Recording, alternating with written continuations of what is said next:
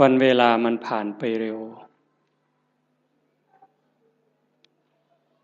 ที่น่าเสียใจน่าเสียดายก็คือ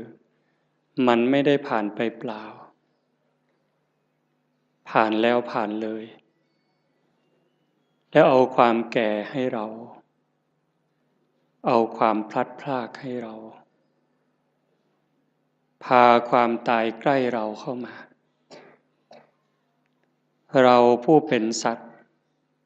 ที่ยังต้องเวียนว่ายตายเกิดไม่รู้จบไม่รู้สิ้นเราก็ยังเผลอเราก็ยังมัวประมาทเหมือนกับว่าเราจะไม่ตายหรือบางคนก็เชื่อว่าตายแต่คิดว่าตายแล้วคงจบหรือยังไงจึงมัวเพลิดเพลินมัวกินมัวเล่นมัวสนุกสนานแข่งแย่งแข่งขันเอารัดเอาเปรียบกดขี่ข่มเหงชิงดีชิงเด่นถ้ามันยังมีความรู้สึกอย่างนี้ก็น่าเสียดายชีวิตที่ได้เกิดมาเป็นมนุษย์ได้มาพบพระพุทธศาสนาประโยชน์ที่ควรจะได้มันกับเสียไปอันนี้คงไม่ใช่คำพูด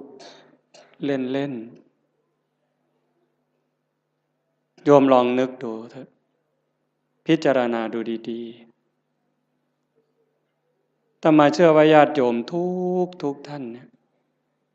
ได้เข้าวัดได้ทำบุญทั้งให้ทานทั้งรักษาศีลปฏิบัติธรรมฟังธรรมเจริญภาวนามาหลายคนก็ชั่วชีวิตแต่ดูเถอะแม้แต่ตั้งใจดีแล้วเป็น20 30 40 ปีมาเราได้อะไรเป็นเครื่องประดับจิตประดับใจบ้างความสงบแห่งจิตเกิดขึ้นหรือยังดับสังขารได้หรือยังไม่ใช่ง่ายทั้งที่เราเพียรทั้งที่เราตั้งใจบ่อยครั้งทั้งที่ตั้งใจทำดีแต่ก็เผลอไปคว้าเอาบาปก็บ่อยครั้งนี่มันเป็นเรื่องของความจริงเลยไม่ว่าเราไม่ว่าเขาไม่ว่าใครเรายังอยู่ภายใต้อำนาจของกิเลสของตัณหางานปฏิบัติธรรมฟังธรรมอย่างนี้มันจึงเป็นงานที่น่าอนุโมทนาอาตมาก็ไม่อยากให้เราผ่านไปเฉยๆจึงอยากให้เราเจริญสมาธิเจริญภาวนาเพราะฟังธรรมก็ต้องทำจริงๆถ้าทำเล่นฟังเล่นมันก็เล่นของจริงกับของเล่นมันคนละอย่างในขณะที่เราหัวเราะสนุกสนานรู้หรือไม่ว่าความตายก็ไม่ได้ปล่อยโอกาสความแก่ก็ไม่ได้ปล่อยให้เราผ่านไปขณะเรากินเราเล่นเราสนุกสนานความแก่ความเจ็บความตายเขาก็ทำหน้าที่ไล่หลังเรามาตลอดเวลาแม้แต่เราทำบุญให้ทานรักษาศีลฟังธรรมเจริญภาวนาความตายความแก่ความเจ็บเขาก็ทำหน้าที่ตามปกติทั้งคนดีคนชั่วคนบุญคนบาปมหาโจรหรือพระอริยเจ้าความแก่ความเจ็บความตายเขาก็ตามหลังมาทำหน้าที่โดยปกติไม่ได้สนใจว่าใครจะเป็นใครแต่ที่องค์สมเด็จพระบรมศาสดาสัมมาสัมพุทธเจ้า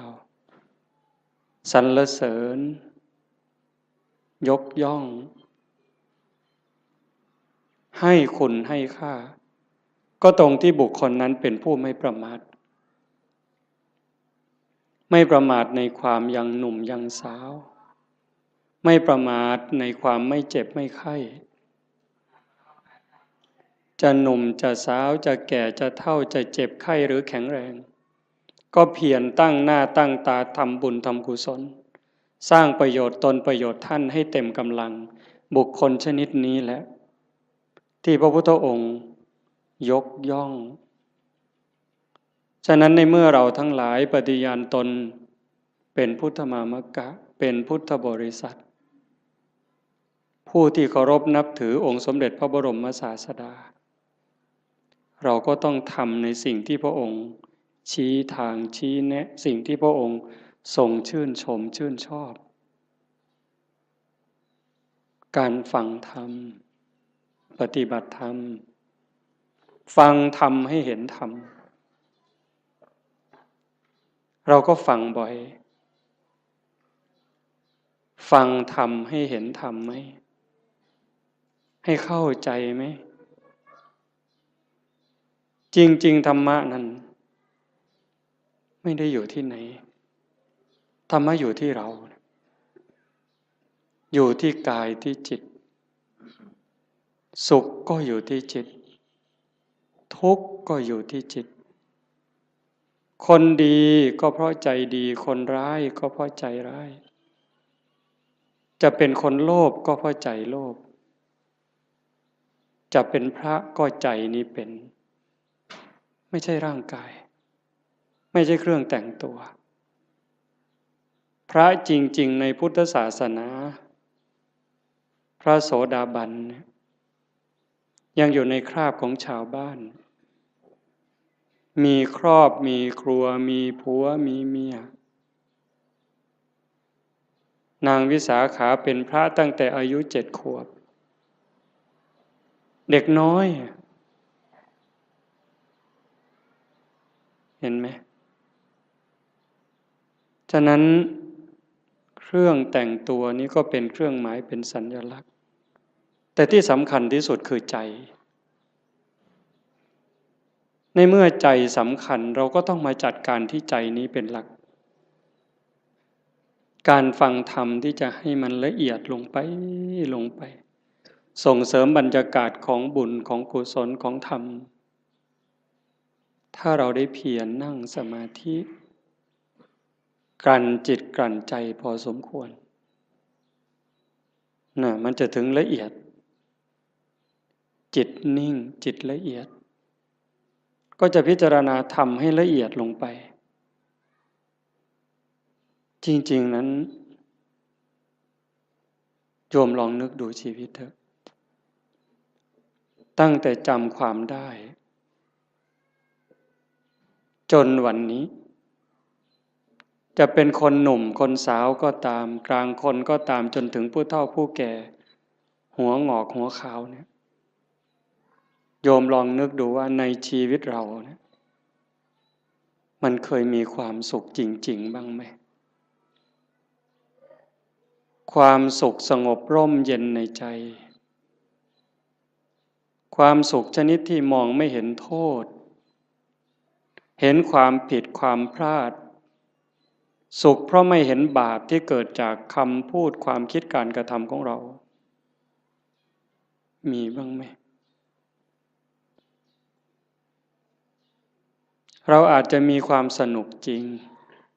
ได้กินได้เล่นได้ร้องได้รำได้สนุกสนานเราก็จะเข้าใจว่ามันเป็นความสุขแต่ลึกๆมันมีความรุ่มร้อนเผาลนอยู่ชีวิตชนิดนี้นี่เป็นชีวิตที่ขาดทุนต่อให้มีเงินเป็นหมื่นล้านแสนล้านมีอำนาจล้นฟ้าล้นแผ่นดิน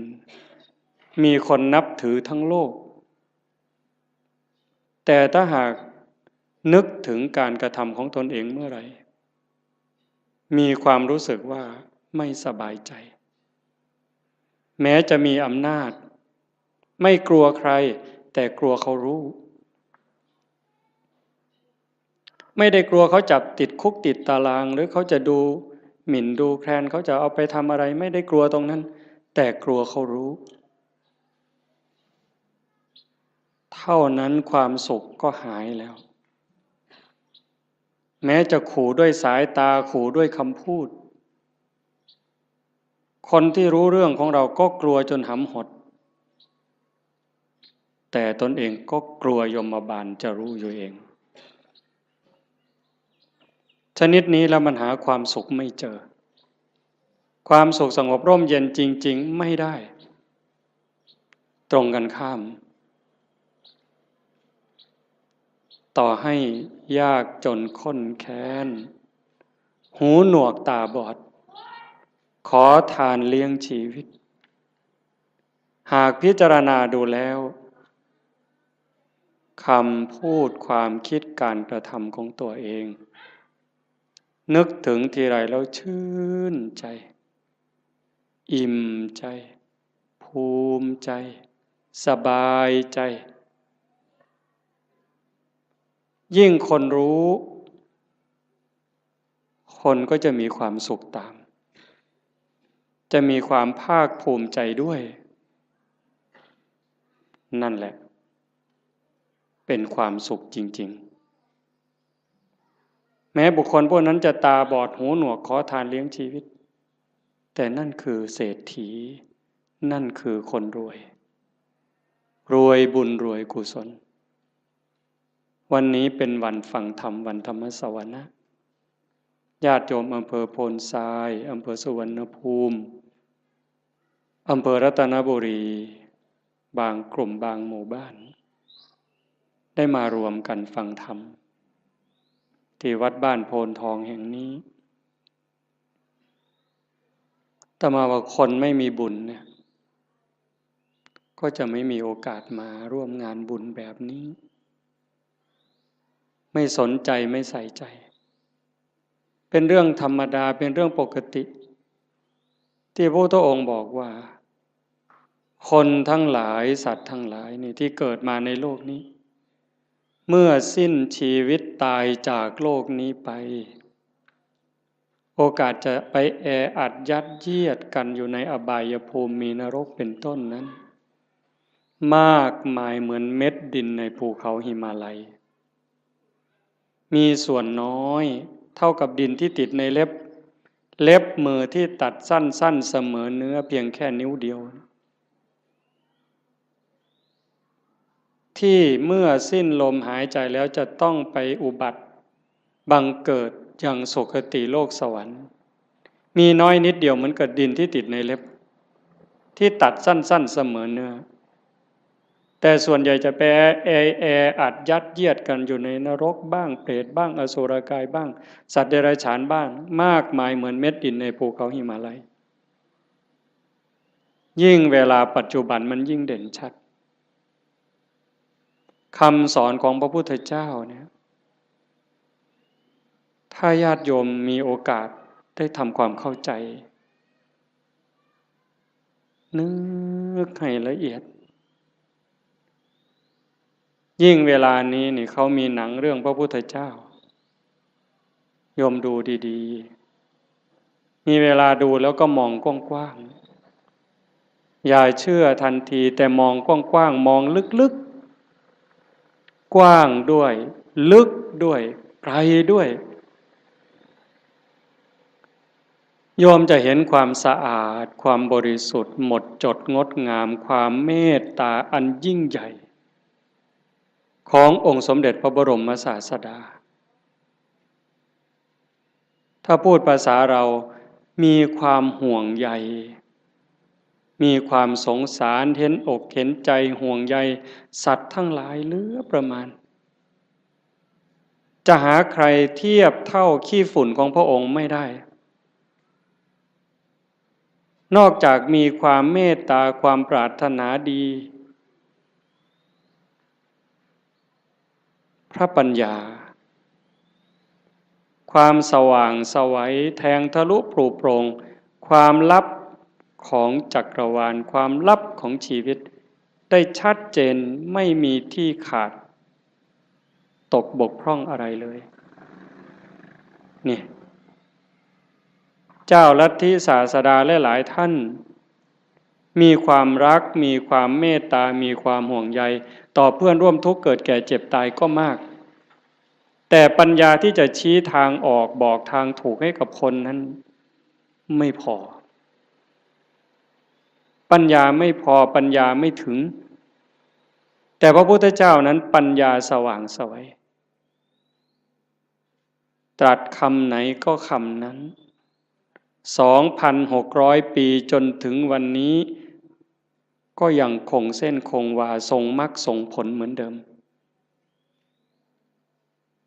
ฉะนั้นเราท่านทั้งหลายโอกาสที่เราได้เกิดมาเป็นมนุษย์ได้มาพบพระพุทธศาสนาแล้วเราจะปล่อยให้วันเวลามันผ่านไปโดยไร้ประโยชน์ได้อย่างไรเพราะเราไม่แน่ใจไม่มั่นใจเลยว่าถ้าเราสิ้นลมลงไปจากชีวิตนี้แล้วเมื่อกายกับจิตแยกทางกันเดินเราจะไปไหนโยมมั่นใจหรือยังวางใจได้หรือยังว่าเราจะไปไหนถ้าโยมถามอาตมาล่ะพระอาจารย์มั่นใจรู้ทางไปหรือยังอาตมารู้ว่าอาตมาไม่ปลอดภัยโอกาสที่จะร่วงลงสู่อบายนั้นมีสูงมากอันนี้พูดเรื่องจริงเลยเนี่ยโอกาสที่อาตมาจะต้องตกนรกนั่นก็สูง100%โอกาสที่จะไปเป็นเปรตไปเกิดอสุรกายไปเกิดเป็นสัตว์เดรัจฉานก็100%นั่นเพราะอะไรเพราะการบ่มจิตบ่มใจนั้นยังไม่ถึงขั้นบางครั้งจิตยังวุ่นวายใจยังสับสน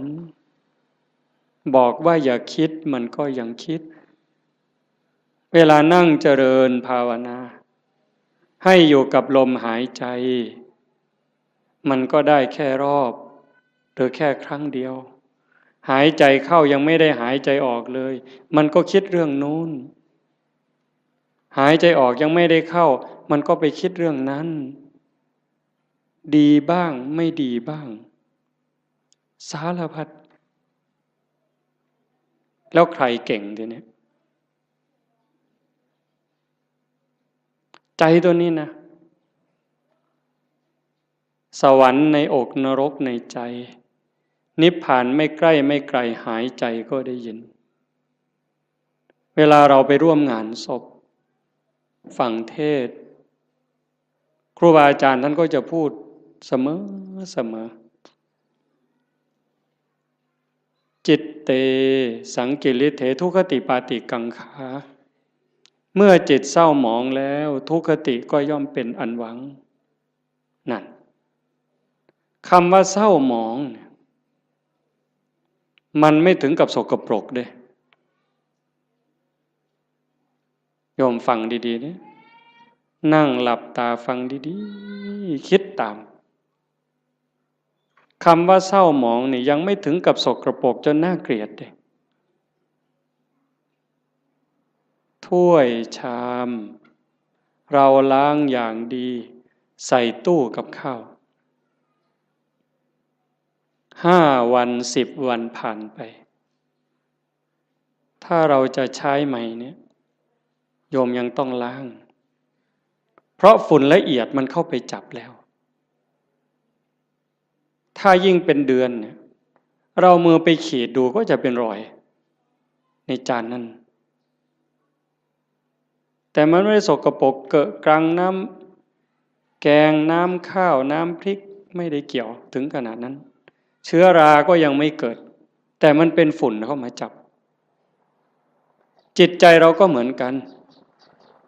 ถ้ามันยังหงุดหงิดยังขุ่นเคืองคนพูดไม่ใช่ว่าไม่ถูกหูหรอกมันเพียงแค่เกิดปฏิฆะขุ่นเคืองเท่านั้นจิตก็เศร้าหมองถ้ามันเกิดบ่อยมันก็จะพัฒนาการจากความหงุดหงิดธรรมดาเป็นความขุ่นเคืองหนักขึ้นจนเป็นความโกรธเป็นอาฆาตพยาบาทตามมาถ้าไม่รีบรักษามันยิ่งกว่ามะเร็งอีกเห็นไหม ความโลภก็เหมือนกันความโกรธก็เหมือนกันความอิจฉาริษยาก็เหมือนกันเรื่องกิเลสราคะพวกเหล่านี้นิวรณ์เครื่องกั้นกามราคะเห็นไหมยิ่งปัจจุบันเนี่ยจิตใจคนไหลลงต่ำเรื่องผัวเรื่องเมียเรื่องเพศกามารมณ์เนี่ยมันกัดกินใจคนเนี่ยไม่รู้หนุ่มรู้แก่ไม่มีเวลากลางวันกลางคืนไม่รู้ใครเป็นใครเพราะมันมีสิ่งยั่วยุตลอดเปิดโทรทัศน์ขึ้นมันก็ยั่วแล้วเปิดวิทยุแทบขึ้นมันก็ยั่วแล้วยิ่งมีโทรศัพท์เล่นอินเทอร์เน็ตอะไรเฟซไลน์ลงไปนี่มันจะมีทั้งหมดเขาบอกอย่างนั้นก็จะไปเห็นอะไรหลายอย่างจิตก็จะแตกใจก็จะพังลูกหลานเราก็จนไม่เคารพพ่อแม่ลูกหลานไม่เคารพไม่เชื่อฟังพ่อแม่ลูกศิษย์ไม่เคารพครูบาอาจารย์พระเนนบางครั้งก็ไม่อยู่ในร่องในรอยเพราะสิ่งเหล่านี้จึงไม่แปลกที่พระพุทธเจ้าว่าจะไปแออัดยัดเยียดกันในนรกบ้างเปรตบ้างอสุรกายบ้างมากมายเหมือนดินในเม็ดดินในภูเขาหิมาลัยแต่มันก็ไม่เหลือวิสัยถ้าใครฝึกใครฝนใครอบรมบ่มจิตบ่มใจเนี่ยเพียรวันนี้ยังไม่ได้แต่ไม่ลดไม่ละในขณะที่เราเพียรฝึกขัดเกลาจิตใจตนเองแม้มันยังไม่สงบแต่บุญนั้นเราได้แล้วบุญนี่มันเกิดบุญนั้นมันได้ถ้าเราเพียรเราขัดเราเกลาจนกั้นจิตไว้หายใจเข้าก็ชัดเจนหายใจออกก็ชัดเจนช่วงที่เราเห็นลมเข้าชัดเจนลมออกชัดเจนช่วงนั้นกิเลสขาดไปจากใจ1 รอบ2 รอบ3 รอบขยายยืดเวลาให้มันมากขึ้นมากขึ้นมากขึ้นพอเรารู้จักขยายเวลาให้จิตอยู่กับความว่างจากความยึดมั่นหมายแห่งความเป็นตัวตนได้มันจะพัฒนาไปเรื่อยพรากเวทนาเวลาตาเห็นหูได้ยินจมูกได้กลิ่นลิ้นได้รสกายสัมผัสใจนึกคิดแล้วเราไม่ดึงเข้ามาเป็นเจ้าข้าวเจ้าของรู้แล้วก็ปล่อยมันเป็นเรื่องของธรรมชาติกลับมาอยู่กับอารมณ์ขององค์พระกรรมฐานไว้เรื่อยๆถ้าเราทำได้อย่างนี้บ่อยๆนั่นเก่งแล้วแกร่งแล้วถ้าเรารักษาจิตสภาพนี้ไว้ได้ในขณะเป็นอยู่ในขณะเจ็บป่วยหรือขณะใกล้ตายจิตเราก็จะไปอีกทางหนึ่งจิตเตอสังกิริเถสุขติปาติกังขาเมื่อจิตไม่เศร้าหมองแล้วสุขติก็ย่อมเป็นที่หวัง เรื่องนี้มันอาจจะฟังยากไม่สนุกฟังแบบหนึ่งมันไม่สนุกเลยแต่ถ้าคนรักตนเองล่ะถ้าคนที่รักตนเองสงสารตนเองห่วงใยตนเอง ห่วงใยจิตวิญญาณตนเองนี่ฟังเรื่องนี้นี่มันจะสนุกมากมันจะดูดไปเลยฟังแล้วสนุกอยากติดตามอยากทำความเข้าใจมันจะติดตามแต่ติดตามเฉยๆมันก็จะไม่รู้ถ้าเราฝึกด้วยอย่างตอนนี้เนี่ยเอาคนที่พอสู้ได้เด้ยืดตัวตรงๆหายใจเข้ายาวๆลึกๆทำใจสบายๆปล่อยลมยาวๆสบายไม่กดไม่เกร็งพยายามตามเข้าตามออกหรือดูที่จุดลมกระทบถ้ามันเห็นอย่างนั้นความอิ่มใจมันจะเกิดวัน1 2 3 วันนี่ยังไม่เท่าไหร่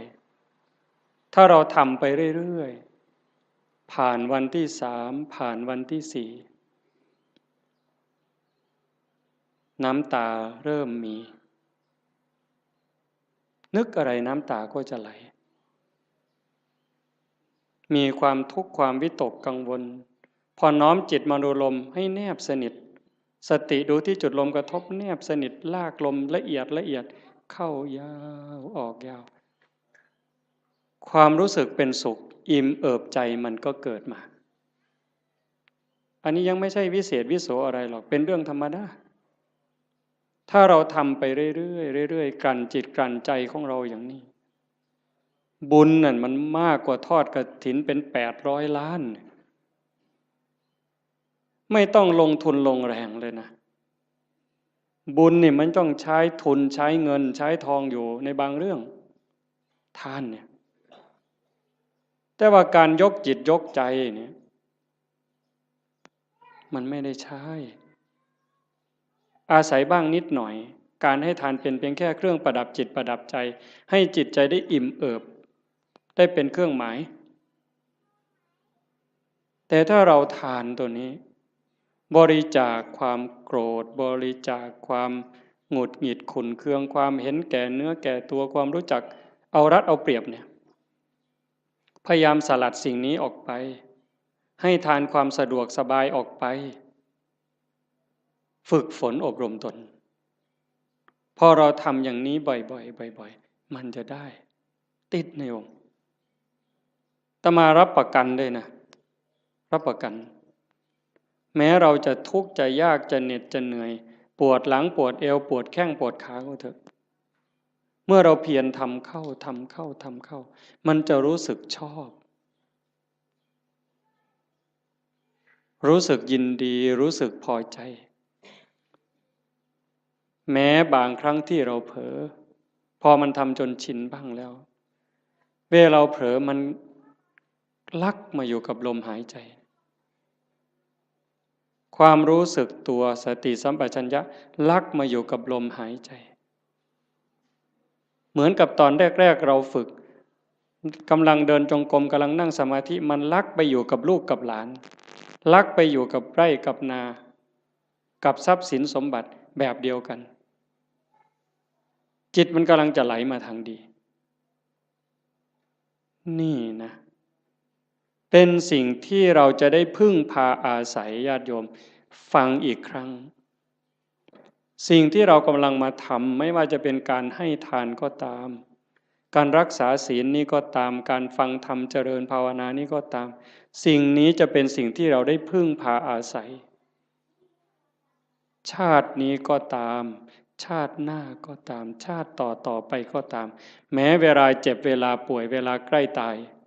จะได้อาศัยสิ่งนี้ยิ่งกว่าแก้วแหวนเงินทองแก้วแหวนเงินทองลูกหลานสามีภรรยาจะมีมากมายมียศมีตำแหน่งยิ่งใหญ่ขนาดไหนถึงเวลาเราเจ็บไข้โยมไปดูเถอะอยู่ในหมู่บ้านก็ตามโรงพยาบาลก็ตามถึงคราวเจ็บป่วยหนักเข้าจริงๆเนี่ยคนจะรักเราจะเป็นสามีภรรยาเป็นลูกเป็นหลานเป็นพ่อแม่พี่น้องเพื่อนสนิทมิตรสหายเขาก็ช่วยไม่ได้แบ่งเจ็บไม่ได้แบ่งป่วยไม่ได้ผ่าตัดแทนไม่ได้กินยาแทนไม่ได้แล้วความหวาดกลัวที่มันเกิดล่ะถ้าบอกว่าต้องผ่าตัดหวาดกลัวไหมกลัวมีดหมอไหมกลัวจะสลบไม่ฟื้นไหมใครแบ่งล่ะพ่อแม่พี่น้องสามีภรรยาเพื่อนพ้องก็เพียงแค่ให้กำลังใจใจดีๆไม่เป็นไรหรอกเขาก็พูดได้เพียงแค่นั้นแต่ถ้าถามว่าถ้าเป็นเขาล่ะก็ไม่ได้ต่างจากเราหากเราฝึกจิตฝึกใจให้มันมีความมั่นคงเนี่ยทำจิตให้มันเกิดความมั่นคงมันไม่หวั่นไม่ไหวตรงนี้นี่ได้เปรียบตายก็ไม่ว่าเป็นอย่างนั้นจริงๆไงโยมเวลาที่เราฝึกสติฝึกสมาธิได้เกิดความมั่นคง มันจะไม่กลัวยิ่งเราทำบุญไปบ่อยๆบ่มบุญบารมีไปเรื่อยๆอันนี้เป็นทุนอยู่แล้วแต่ตัวที่เราฝึกจิตฝึกใจให้เกิดความมั่นคงไม่หวั่นไม่ไหวอันนี้จะหนุนสูงที่สุดยิ่งปัญญารอบรู้เห็นว่าชีวิตเกิดมาแล้วมันเอาแก่มาด้วยมันเอาแก่มาด้วยเอาเจ็บมาด้วยเอาพลัดพรากจากสิ่งรักสิ่งที่หวงแหน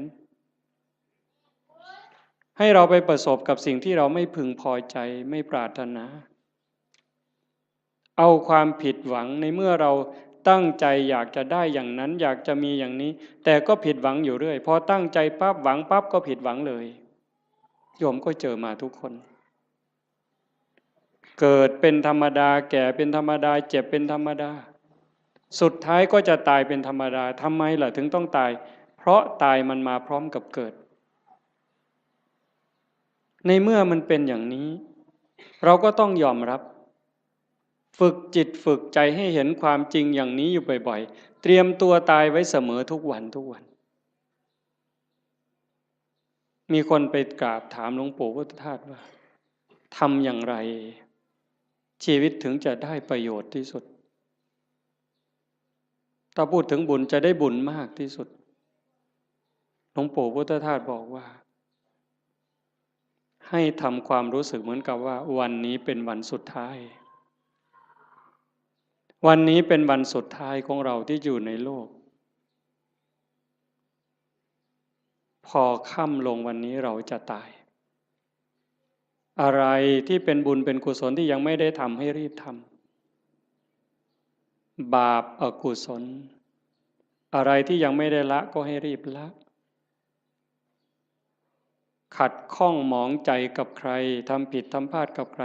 ก็รีบไปขอโทษเขาซะใครทำคุณทำประโยชน์กับเรายังไม่ขอบคุณเขาด้วยปากหรือไม่ได้ขอบคุณเขาด้วยใจก็รีบซะในเมื่อเราขอบคุณเขาขอโทษเขาจิตใจเราจะปลอดโปร่งโล่งเบาขึ้นง่ายต่อการภาวนาอีก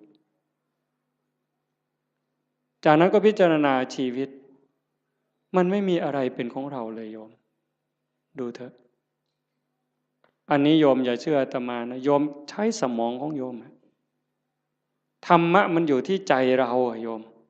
ไม่ได้อยู่ที่คำพูดไม่อยู่ในหนังสือไม่อยู่ในพระไตรปิฎกเลยไม่ใช่เลย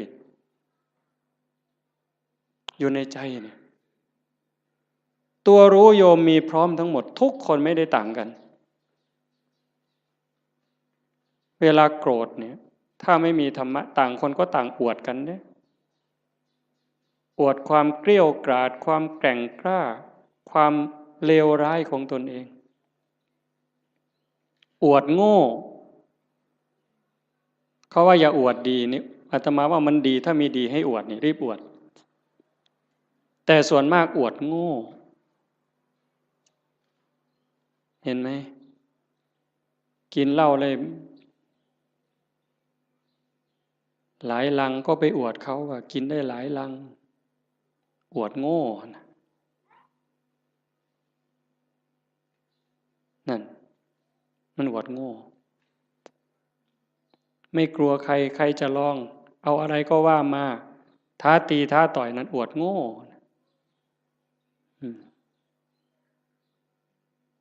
แล้วทำไมว่านั่งสมาธิได้3 วันไม่ขยับเลยมาแข่งกันไหมเนี่ยทำไมไม่มีใครคุยตัวนี้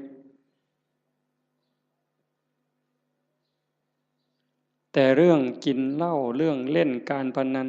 เรื่องเจ้าชู้ซ้ำซ้อนเรื่องลักเรื่องขโมยเอามาอวดคุยกันโอ้สิ่งที่เอามาอวดมาอ้างกันนั้นถามว่าเป็นบุญไหมไม่มีเลยเป็นประโยชน์ไหมไม่มีเลยแต่เรื่องนั้นทำจริงเด้ทุ่มเทตลอดชีวิตเด้นั่งเล่นไพ่ทั้งคืนนี่ไม่เยี่ยวเลยผุ่นเป็นเก่งแห้งเลยนะบ่ปวดเงี้ยวเลยนะแต่นั่งสมาธิ5 นาทีเนี่ยข่อยทิกแล้วทิกอีกแล้วข่อยจะไปแล้วเนี่ยมึงที่หลังมันโงน ปานนั้นเพิ่นว่าเพิ่นเก่งเนี่ยกันบ่ถูกใจมาอย่าจับกูขามันเพิ่นเด้เบิ่นอยู่ดาวดาวดาวบัดเขาโยใส่ถอยหลังจากรถบัดนี้มันบ่จริงหรอก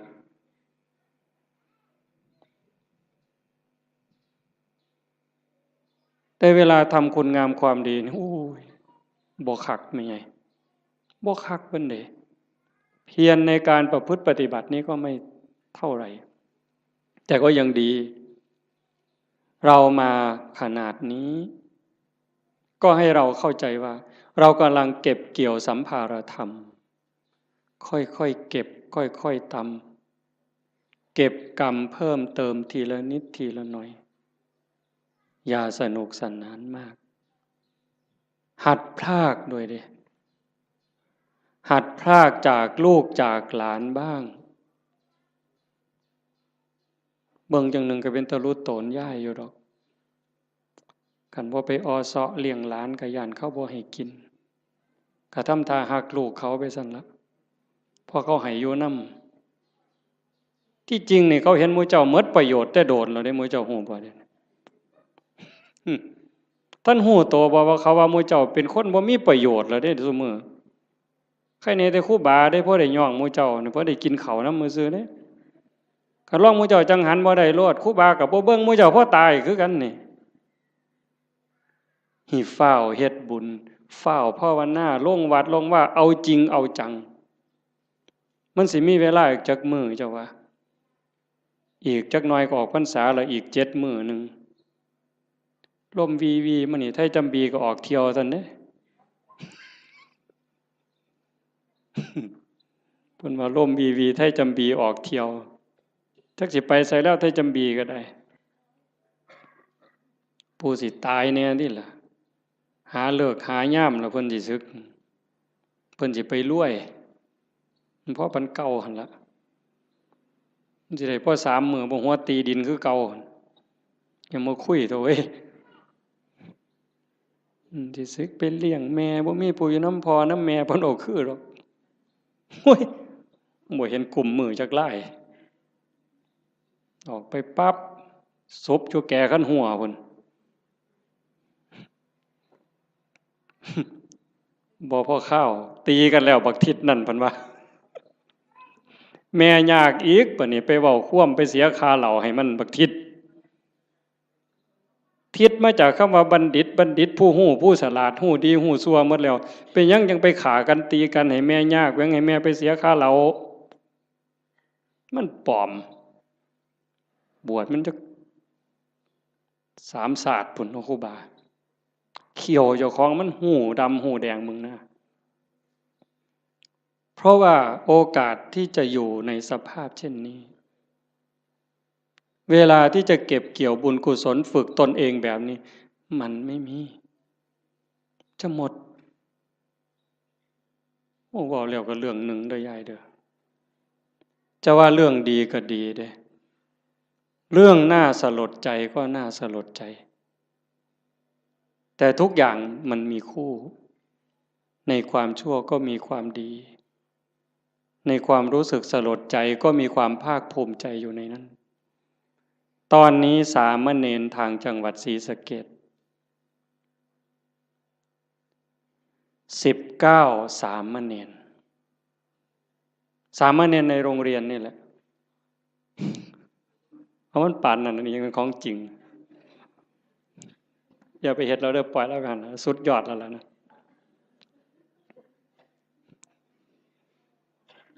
สามเณร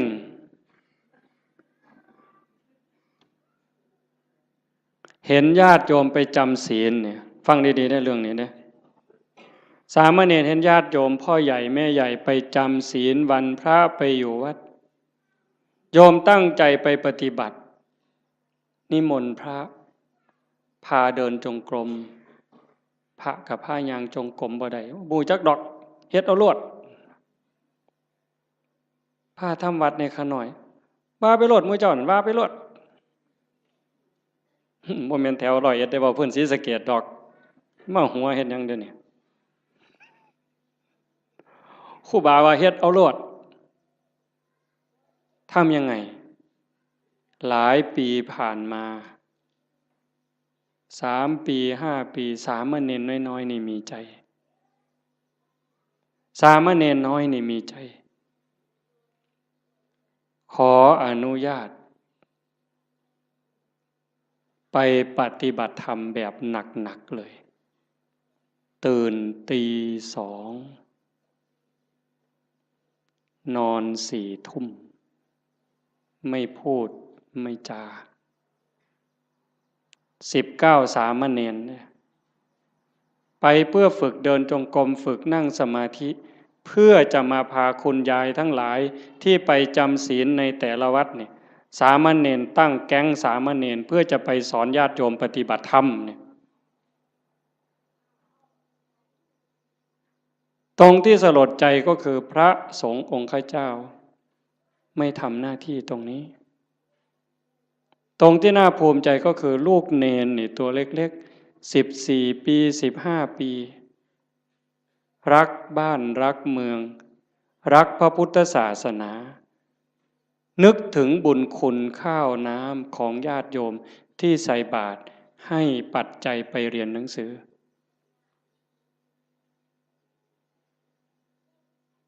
เหตุการณ์นี้เกิดขึ้นแล้วอาตมาได้ยินข่าวอาตมาก็จะสนับสนุนเต็มกำลังเลยตัวเนี้ย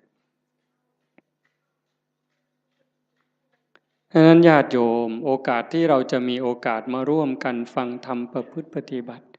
มีครูบาอาจารย์ที่ชักชวนวิงวอนขอร้องให้เราทำอย่างนี้ไม่ใช่เรื่องง่าย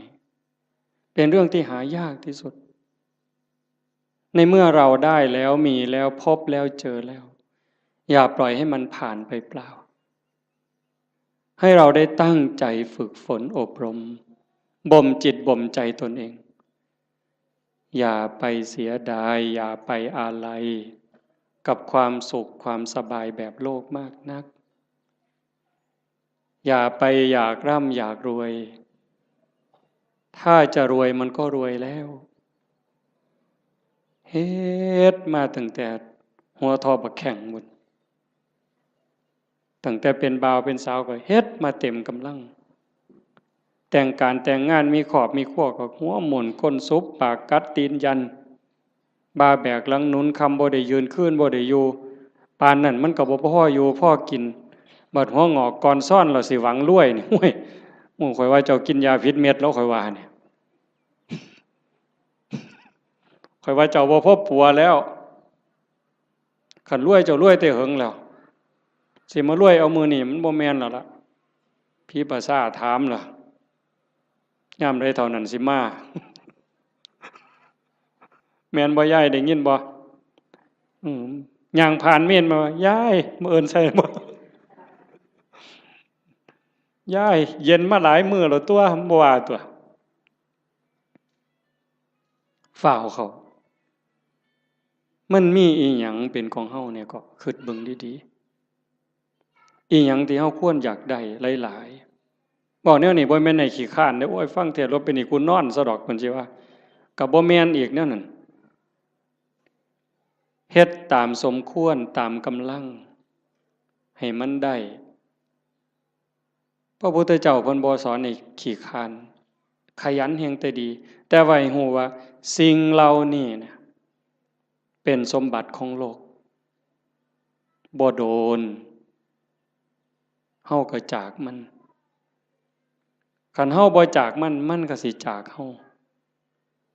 เทิงตอนเป็นแล้วก็ตอนตายลางเทื่อเฮาเป็นอยู่นี่โจรมาลักไปซ้ำลางเทื่อมันลักเอาโดยมันบ่บอกเฮาลางเทื่อมันมาญาติเอาซื่อๆดีบ่ดีเฮาเจ็บย้อนทรัพย์เจ้าของเขายืมแล้วบ่คืนอันนี้ก็มีอยู่เห็นบ่อันนั้นของภายนอกแม้แต่ของภายในที่เฮามีโยมว่ามีหยังเหรอโยมสำบายแน่เอาถามโยมเด้นี่แม่ใหญ่หมู่เจ้าเฒ่าแล้ว70ก็มีแล้วหมู่เจ้าสำบายย้อนมีอีหยังแหน่ลองเว้าให้ฟังเบิ่งมีลูกยากนำลูกบ่คิดเบิ่งดีๆเบิ่ง มีลูกนี่ย้อนสำบายน้ำลูกกับยากน้ำลูกอีหยังหลายกว่ากันตอบแบบถูกต้องเด้เจ้าอย่าหาวเด้อย่ามาบอกเอาใจอาตมาเด้เอาใจเจ้าของมีหลานระวังภูมิใจดีใจกับหลานกับยากน้ำหลานนี่อันใดหลายกว่ากันมีมีหน้าดีใจน้ำหน้าภูมิใจสำบายย้อนมีหน้ากับยากน้ำมีหน้าอีหยังหลายกว่ากันเอาบอกเนี่ยเขาอยากได้นี่มีรถแล้วนี่ยากน้ำรถกับสำบายน้ำรถนี่อันใดหลายกว่ากันจักหน่อยมันก็ว่าน้ำมันหมดน้ำมันเสือเพิ่งหมดน้ำมันเครื่องหมดยางเหียนเบรกบ่ดีไฟบ่ออกแต่บ่ดังตำรวจจับเอาที่ไรเจ้าบ่ต้องบอกไปส้นไปขวมนี่อันนั้นของทั้งนอกสร้างมันตัวนั้นรถเพ่บ่ซ่อมจูดไฟถิ่มก็บ่เดือดร้อนดอกเว้าพื้นเจ้านี่บัดเจ้ามีตานี่เจ้ายากน้ำตาบ่เอา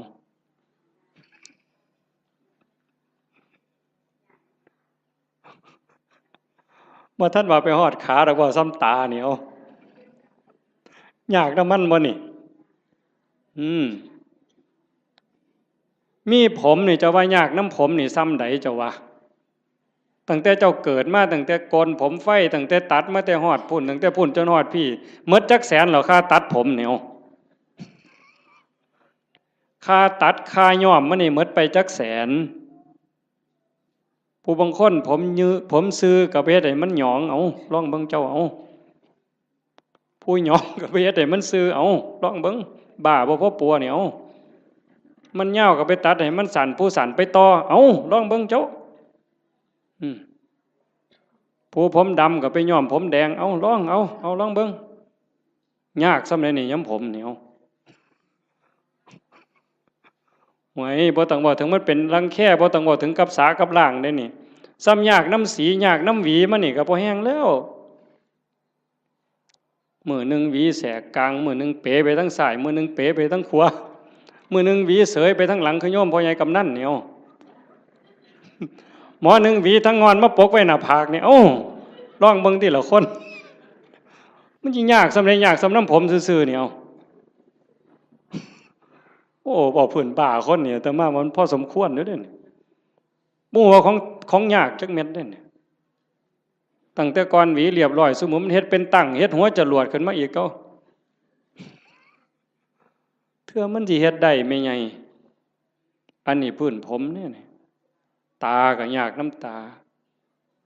ขันมันเป็นโรคต่อกระจกต่อเนื้อต่อลมต่อหินเอาทีละหูล่ะยากน้ำหูบ่มันก็ดีอยู่มันได้ยินแต่ว่าได้ยินเขาด่ากับขอบมันมีหูเนี่ยละเว้ยขันกูหูหนวกกูก็สิบ่เดือดร้อนซะดอก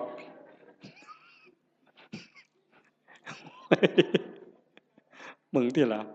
ว่ามันดีบนไหนล่ะพระเจ้าว่าบ่เนี่ยพระพุทธเจ้าเพิ่นสอนกรรมฐานนี่หลวงพ่อเจ้าคณะอำเภอหลวงพ่อเจ้าคณะตำบลเป็นอุปชฌาย์พร้อมบวชเนียนก็ตามเลยเพิ่นให้เฮียนกรรมฐานเกษาผมทั้งหลายโลมาขนทั้งหลายหน้าขาเล็บทั้งหลายตะโจอีหยังทันตาฟันตะโจหนังผมขนเล็บฟันหนังตั้งแต่ขนตาซื่อๆนี่ไม่ไง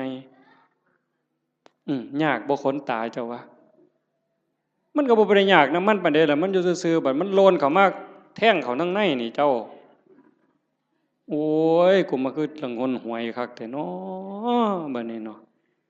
ขนตาซื่อๆนี่ได้นี่บ่พอล้มพอตายแต่มันหันหนหวยเนาะ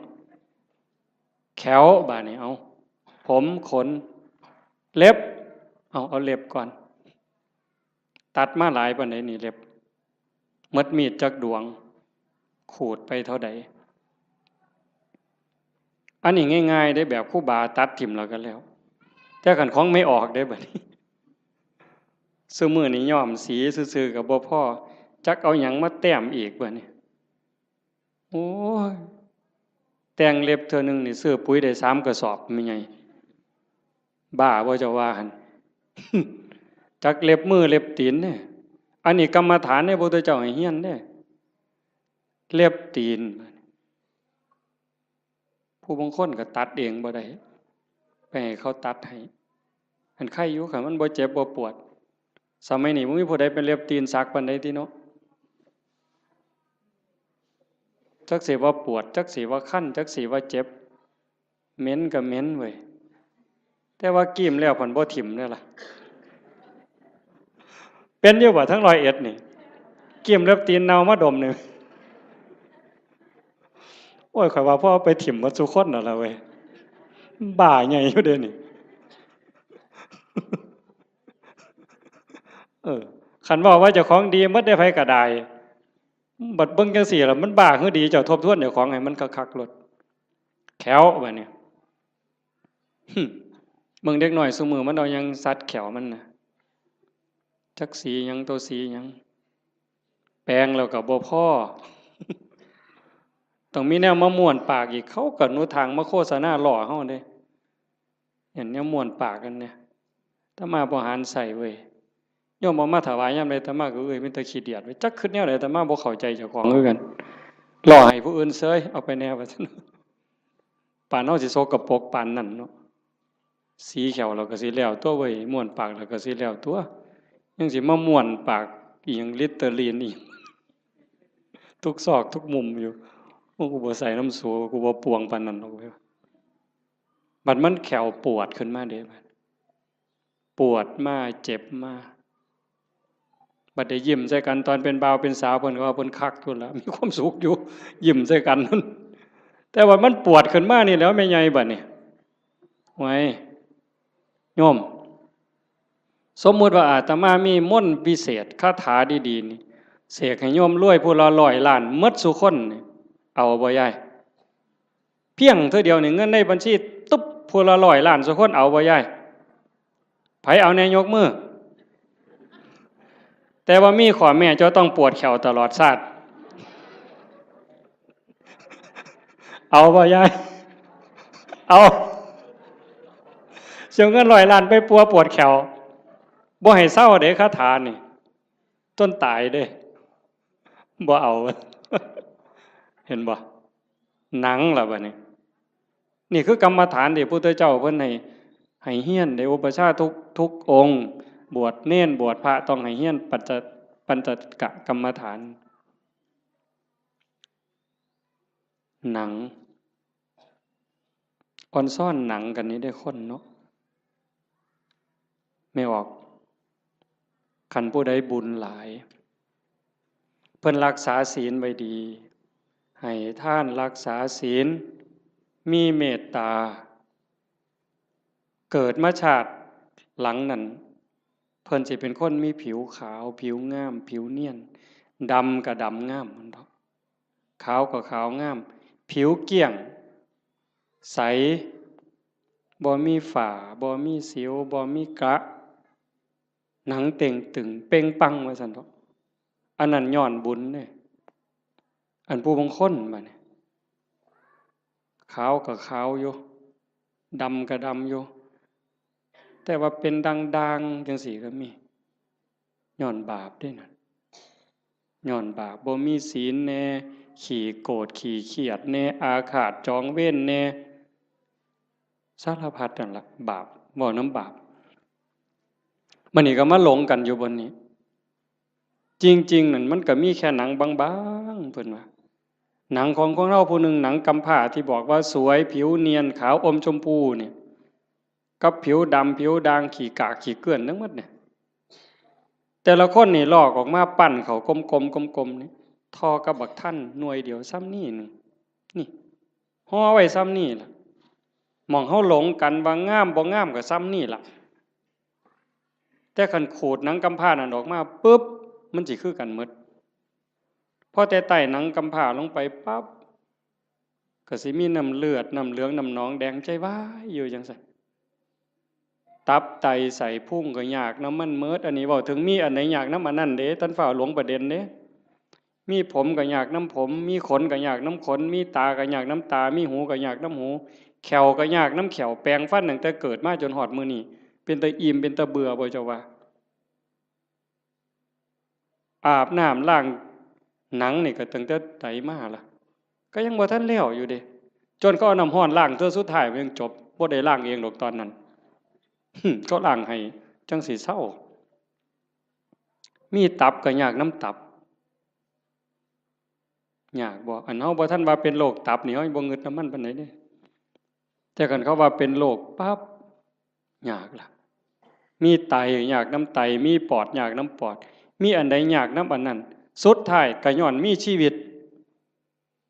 ก็จังได้ยากพระพุทธศาสนาเพิ่นสอนบ่ให้เกิดคันบ่เกิดเสียอย่างเดียวจบปัญหาที่เขาต้องมาถูกข์มายากมาลำบากลำบนมาเกิดมาแก่มาเจ็บมาตายนี่ย้อนมันมีเกิดเฮ็ดจังไดจังสิบ่ได้เกิดเฮ็ดตามคำสอนพระพุทธเจ้าก็เริ่มต้นจากการละบาปซะก่อนละบาปบ่ทำบาปด้วยกายวาจาใจแล้วก็ทำบุญกุศลให้หลาย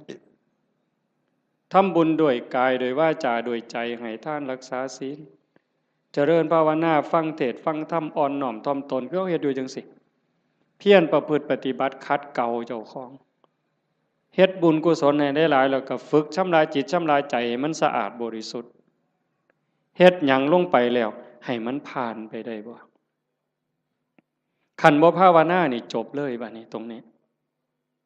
ใส่เวลาอีกจักนิดนึงสะจิตตะปริโยทปนังชำระจิตให้ขาวรอบจากการละบาปมาบำเพ็ญบุญกุศลให้หลายๆเป็นเครื่องรอเลี้ยงเป็นเครื่องจูงจิตจูงใจยกจิตยกใจแล้วมาว่างฝึกปล่อยฝึกว่างโดยเฉพาะเจริญพระกรรมฐานหัดให้กายกับใจทำงานอันเดียวกันเมื่อกายกับใจทำหน้าที่อันเดียวกันอยู่ในอารมณ์ปัจจุบันหรือปัจจุบันธรรมเนี่ยจิตเราจะวางจากอารมณ์ข้างนอกธรรมะเป็นอากาลิโกปฏิบัติได้ให้ผลได้ไม่จำกัดการนี่คือความพิเศษพุทธศาสนาไม่มีเสื่อมไม่เคยเสื่อมแล้วก็จะไม่เสื่อมให้ผลตลอดเวลาอากาลิโกปฏิบัติได้ให้ผลได้ไม่จำกัดการสันทิฏฐิโกเป็นสิ่งที่ผู้ศึกษาและปฏิบัติจะพึงเห็นได้ด้วยตนเองผู้ศึกษาและปฏิบัติจะพึงเห็นได้ด้วยตนเองสันทิฏฐิโกเป็นสิ่งที่ผู้ศึกษาปฏิบัติพึงเห็นได้ด้วยตนเองอากาลิโกปฏิบัติได้ให้ผลได้ไม่จำกัดการเอหิปัสสิโกเป็นสิ่งที่เรียกให้มาดูถ้าพิสูจน์เรียกมาดูโยมก็ลองทำตอนนี้เมื่อเราหายใจเข้ายาวสบายสบายลองดูนะหรือจะยุบหนอพองหนอพุทโธสัมมาอรหังอะไรก็ตามคือกันเหมิดอย่าไปเถียงกันเด้อีหยังผิดอีหยังถูกอันนั้นท่านเว้าฮอดผิดฮอดถูกดอกเบื้องต้นเนี่ยมันจะคือกันหมดคือกันแต่มันสิส่งไปฮอดไสมันมีสันมีเหย้ากลัวกันอยู่ไปได้กลัวกันอยู่แต่ว่าเบื้องต้นเนี่ยมันจะคือกันหมดเพียงแค่เป็นอุบายเฮ็ดให้จิตสงบให้ใจสงบมันสิคือกันพุทโธก็ตามยุบหนอพองหนอก็ตามสัมมาอรหังก็ตามหรือบ่ว่าหยังก็ตามเบิ่งแต่ลมหายใจซื่อๆอาตมาบ่ว่าหยังดอกมันขี้คร้านคันใช้ก็ใช้เสริมจักนิดนึง5 นาที10 นาทีพอได้เรื่องแล้วก็ปล่อยส่วนมากก็เบิ่งลมหายใจเข้าลมหายใจออกลองเบิ่งตอนนี้หายใจเข้ายาวสบายสบายไม่กดไม่เกร็ง ออกยาวสบายสบายไม่กดไม่เกร็งหายใจเข้าก็รู้หายใจออกก็รู้ลมสั้นก็รู้ลมยาวก็รู้ลมหยาบก็รู้ลมละเอียดก็รู้เฮ็ดอยู่ซ้ำนี่ละเมื่อเฮาเฮ็ดไปเรื่อยๆเรื่อยๆพ่อใจเฮ็ดยินดีเฮ็ดสงบหรือบ่สงบบ่เกี่ยวหวังอย่างเดียวว่าเราทำเพื่อบูชาพระพุทธเจ้าถวายเป็นพุทธบูชาคิดเอาซ้ำนั้นบ่ต้องหวังดอกว่าสิไปเห็นเลขเห็นหวยเทวบุตรเทวดานรกสวรรค์สิให้ดีกว่าไผก็บ่ว่าบ่อยากให้ไผย่องซ้ำบ่งึดแต่เฮาจะเฮ็ดเพื่อถวายเป็นพุทธบูชาแต่อย่าลืมว่าทุกครั้งที่เรามีสติในปัจจุบันธรรมหายใจเข้ารู้หายใจออกรู้นั่นเป็นการพรากจิตจากอดีตพรากจิตจากอนาคตถ้าอยู่กับปัจจุบันได้นั่นคือชำระจิตอยู่ตลอดถ้าเราย้อนไปสู่อดีตปั๊บความทุกข์จะเกิดทันทีอย่าเชื่อเด้ผู้ศึกษาและปฏิบัติจะพึงเห็นได้ด้วยตนเองเด้เมื่อจิตย้อนไปสู่อดีตจะเป็นต้นเหตุทันทีจิตที่ส่งออกนอกเนี่ยเป็นสมุทัยผลที่เกิดจากจะส่งจิตออกนอกเนี่ยจะเป็นทุกข์ย้อนไปอดีตปั๊บคือเห็นตอนเป็นบ่าวเป็นสาวมือเจ้าไปเลี้ยงงัวไปจีบกันเป็นยังไงคือหอดความเก่าความหลังจิตหล่องลอยไปแล้วลังเธอก็ดีใจก็ย้อนความหลงนั่นแหละทุกข์ได้ฮะเห็นเขาว่าให้เสียใจเห็นเขานอกใจคือคนนั้นด่าคนนี้ว่าเฮาคนนั้นเอาเปรียบเฮาทุกข์อีกโกรธอาฆาตเป็นทุกข์เห็นบ่ขันบ่ย้อนไปอดีตเตลิดไปสู่อนาคตมื้ออื่นสิเป็นจังใดสิกินหยังอยู่หยังลูกสิเป็นจังใดหลานสิเป็นจังใดทุกข์อีกล่ะวาดวิมานในอากาศหวังกระทุกข์แต่ขันอยู่กับปัจจุบันปั๊บย้อนกลับมาอยู่ในลมหายใจหรืออยู่ที่พุทโธหรือสัมมาอรหังยุบหนอพองหนอปั๊บจิตพรากจากอดีตพรากจากอนาคตมาอยู่กับปัจจุบันจิตจะมีความสงบขึ้นมาถ้าเขาทำให้มันต่อจากหนึ่งรอบหายใจเข้ายาวรู้ออกรู้หนึ่งรอบเข้ายาวออกยาวสองรอบขันติดต่อกันหนึ่งรอบสองรอบสามรอบสี่รอบเก่งเด้บ่เฮ็ดได้ง่ายปานใดเด้ลองเบิ่งนี่เอายืดตัวตรงๆสบายๆแขนขาบ่ต้องเกร็งหายใจเข้ายาวออกยาวให้มันเห็นหนึ่งรอบถือว่าเก่งแล้วเห็นลมเข้ายาวๆออกยาวๆแบบจิตบ่แป๊บๆบ่ไปทั้งหน้าบ่มาทั้งหลังแต่อยู่กับหม่องจุดลมกระทบหรือสิตามลมไปก็ตามเห็นจังสั่นชัดเจนปั๊บนี่แม่ใหญ่ได้บุญหลายกว่าทอดกฐินเด้อเห็นลมเข้าลมออกรอบเดียวนี่ล่ะหายใจเข้าปั๊บสุดปุ๊บมันหยุดนิดนึงมันออกมายาวปึ๊บหยุดปุ๊บซ้ำนี่ได้หลายกว่าทอดกฐินหนึ่งกองขันมันได้สองรอบล่ะหลายกว่ากฐินสามกองขันมันได้สามรอบหลายกว่ากฐินห้ากองเฮ็ดไปเรื่อยความมั่นคงความหนักแน่นความมีเหตุมีผล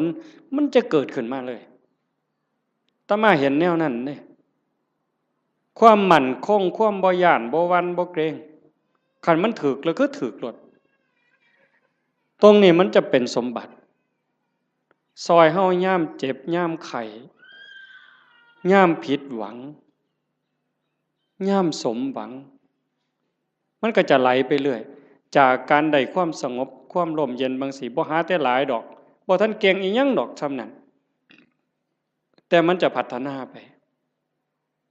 มันจะลุ่มลึกไปโดยลำดับลาดเอียงไปโดยลำดับไม่โกรกชันเหมือนภูเขาขาดพระพุทธเจ้าพูดว่าซั่นเด้ธรรมะของพระพุทธองค์นั้นลุ่มลึกไปโดยลำดับลาดเอียงไปโดยลำดับไม่โกรกชันเหมือนภูเขาขาดมันจะคอยเพิ่มคอยเติมคอยเพิ่มคอยเติมความหนักแน่นความร่มเย็นหลายขึ้นความสุขหลายขึ้นนะยายพระพุทธเจ้าเพิ่นบอกว่านัตถิสันติปรังสุขขังความสุขอื่นยิ่งกว่าความสงบไม่มีบ่มีวันเถียงเด้ความสุขอื่นยิ่งกว่าความสงบบ่มีอันนี้เพียงแค่เฮาสงบกายสงบภายนอกการเฮาอยู่บ้านเสียงโทรทัศน์เสียงหมาเสียงแมวเสียงลูกเสียงหลานเสียงวิทยุเสียงมอเตอร์ไซค์เสียงเด็กน้อยตีกันขากันหายแอวหนหูหนหวยจักหยังตัวหยังเป็นจังไดบัดเฮามาอยู่วัดปุ๊บงัวก็บ่ยากหน้าก็บ่ยากหลานก็บ่ยากลูกก็บ่ยากอยู่แต่เจ้าของเป็นจังไดซ้ำนี่สำบายขึ้นอันนี้ทั้งนอกเด้ถ้าใจเฮาที่มันเคยวุ่นวายเดี๋ยวก็ไปฮักเดี๋ยวก็ไปสั่งเดี๋ยวก็อิจฉาเดี๋ยวก็น้อยใจเดี๋ยวก็ดูหมิ่นดูแคลนผู้อื่นรักโกรธเกลียดกลัวทั้งรักทั้งโกรธทั้งเกลียดทั้งกลัวทั้งย่านมันรบกวนจิตอยู่ตลอดขึ้นลงแต่คันเฮาอยู่กับลมหายใจคือพุทโธปึ๊บหายใจเข้ารู้หายใจออกรู้ปึ๊บเข้าหูออกหูเข้าหูออกหูจิตเริ่มนิ่งลงสงบลงสงบลงความอิ่มใจมันจะค่อยเกิดเอาไปเอามาพอ3 มื้อ4 มื้อ5 มื้อนั่งอยู่ซื่อๆน้ำตาก็ไหลดิไม่ออกสิเคยหลายคนเวลาตั้งใจเฮ็ดเนี่ยตั้งแต่คิดฮอดแม่คิดฮอดพ่อคิดฮอดผู้มีคุณคันเพิ่นยังอยู่ก็อยากให้เพิ่นได้เฮ็ดคิดฮอดเพิ่นอยู่ไสน้อมันเฮ็ดแทนบ่ได้เงินแสนเงินล้านก็ซื้อบ่ได้คันเพิ่นตายแฮงแต่คิดฮอดหลายเบิดเพิ่นเว้ากันบ่ฮู้เรื่องจักอยู่ไสชีวิตเฮาก็ได้มาจากเพิ่นเนาะได้อยู่ได้กินก็ย้อนเพิ่นได้เป็นโขเป็นคนมาฮอดมื้อนี้ก็ย้อนเพิ่นสิตอบแทนแนวใดคิดไปจังซี่ก็น้ำตาพังยาวๆๆเฮ็ดจังไดบัดนี้สรุปโอ้ยเฮาก็ต้องเฮ็ดดีแล้วบัดนี้แม่ตายจากพ่อตายจากเพิ่นมาเฮ็ดนำเฮาบ่ได้ชีวิตเฮาก็เป็นของเพิ่นเฮาเฮ็ดดีเพิ่นก็ได้นำสิตั้งใจเฮ็ดดีเว้าก็ให้มันดีเป็นประโยชน์กับตนเองและผู้อื่นอันใดสิเป็นประโยชน์กับโลกกับสังคมกับประเทศชาติกับศาสนาทุ่มเทโลดบัดพ่อก็สิได้นำแม่ก็สิได้นำคนดีมันเกิดขึ้นบ่นี้โยมพอมันจะได้พิจารณาเองของมันจากนี่ผ่านไปก็เก่งไปนำอีกเบิดยามมีแนวมากระทบตากระทบจิตกระทบกายกระทบใจอิหยังก็แล้วแต่มันก็พากได้สติขึ้นมาปึ๊บน้ำตาขูอยู่ๆนี่มันหยุดจึกโลดเฮ้ยโง่ไปแล้วอันนี้บ่แม่นแล้วภาคความรู้สึกนั้นออกมาเป็นจังซี่เด้ยกจิตออกมาเลยเป็นผู้เบิ่งโอ้มันเป็นเรื่องธรรมดาตั่วเกิดแก่เจ็บตายเป็นธรรมดามันก็สิสอนอีกเจ้าสิมาเสียใจหยังตอนนี้ตั้งแต่ตอนเพิ่นอยู่นำเจ้าเจ้าคือบ่เฮ็ดดีนำเพิ่นนอกจากผู้ที่ตายไปแล้วผู้ที่ยังได้เจ้าเฮ็ดดีจังไดกับเขาอีกเจ้าสิมาฮ้องไห้คิดฮอดแต่ผู้ตายบัดผู้ยังเจ้าบ่เบิ่งเอาเจ้าสิเสียใจอีกทีหลังบ่นี่มันก็จะสอนมาเองเจ้าของนี่สอนเจ้าของเป็นจังซี่เด้ยายจากนั้นตาเห็นมัน หูได้ยินจมูกได้กลิ่นลิ้นได้รสสติมันมาท่านปุ๊บเคยหักมันก็สิตัดจึดออกบ่หักเคยเป็นตาสร้างมันสิตัดจึกบ่สร้างนำบ่หักนำบ่สร้างนำบ่ยินดีนำบ่ยินหายนำมันจะอยู่กับมันอย่างเดียวฮอดกินข้าวกินน้ำแซ่บมันก็บ่แซ่บบ่แซ่บมันก็บ่แม่นบ่แซ่บมันหูซื่อๆแล้วก็แล้วด่ากับย่องซ้ำกันบัดเจ้าสิสรรเสริญเจ้าสินินทาสิดูถูกข่อยก็ซ้ำเก่ามันเข้าใจอะนี่คือการยกจิตเด้อโยมบ่แม่นเฮาสิมาเอาบุญซื่อๆเด้ครูบาคือกันเด้บวชเอาบุญน่ะมันเป็นเรื่องเด็กน้อยนี่ไงเว้าหมู่เจ้านำนะซะบัดนี้อันพากันมาวัดมาว่ามาฟังเทศน์ฟังธรรมขี่รถไปฟังเทศน์บ้านนั้นบ้านนี้ไปเพี้ยนบ้านนั้นบ้านนี้ไปทำวัดเช้าวัดเย็นน้ำวัดน้ำครูบาอาจารย์ไปเอาบุญน่ะเด็กน้อย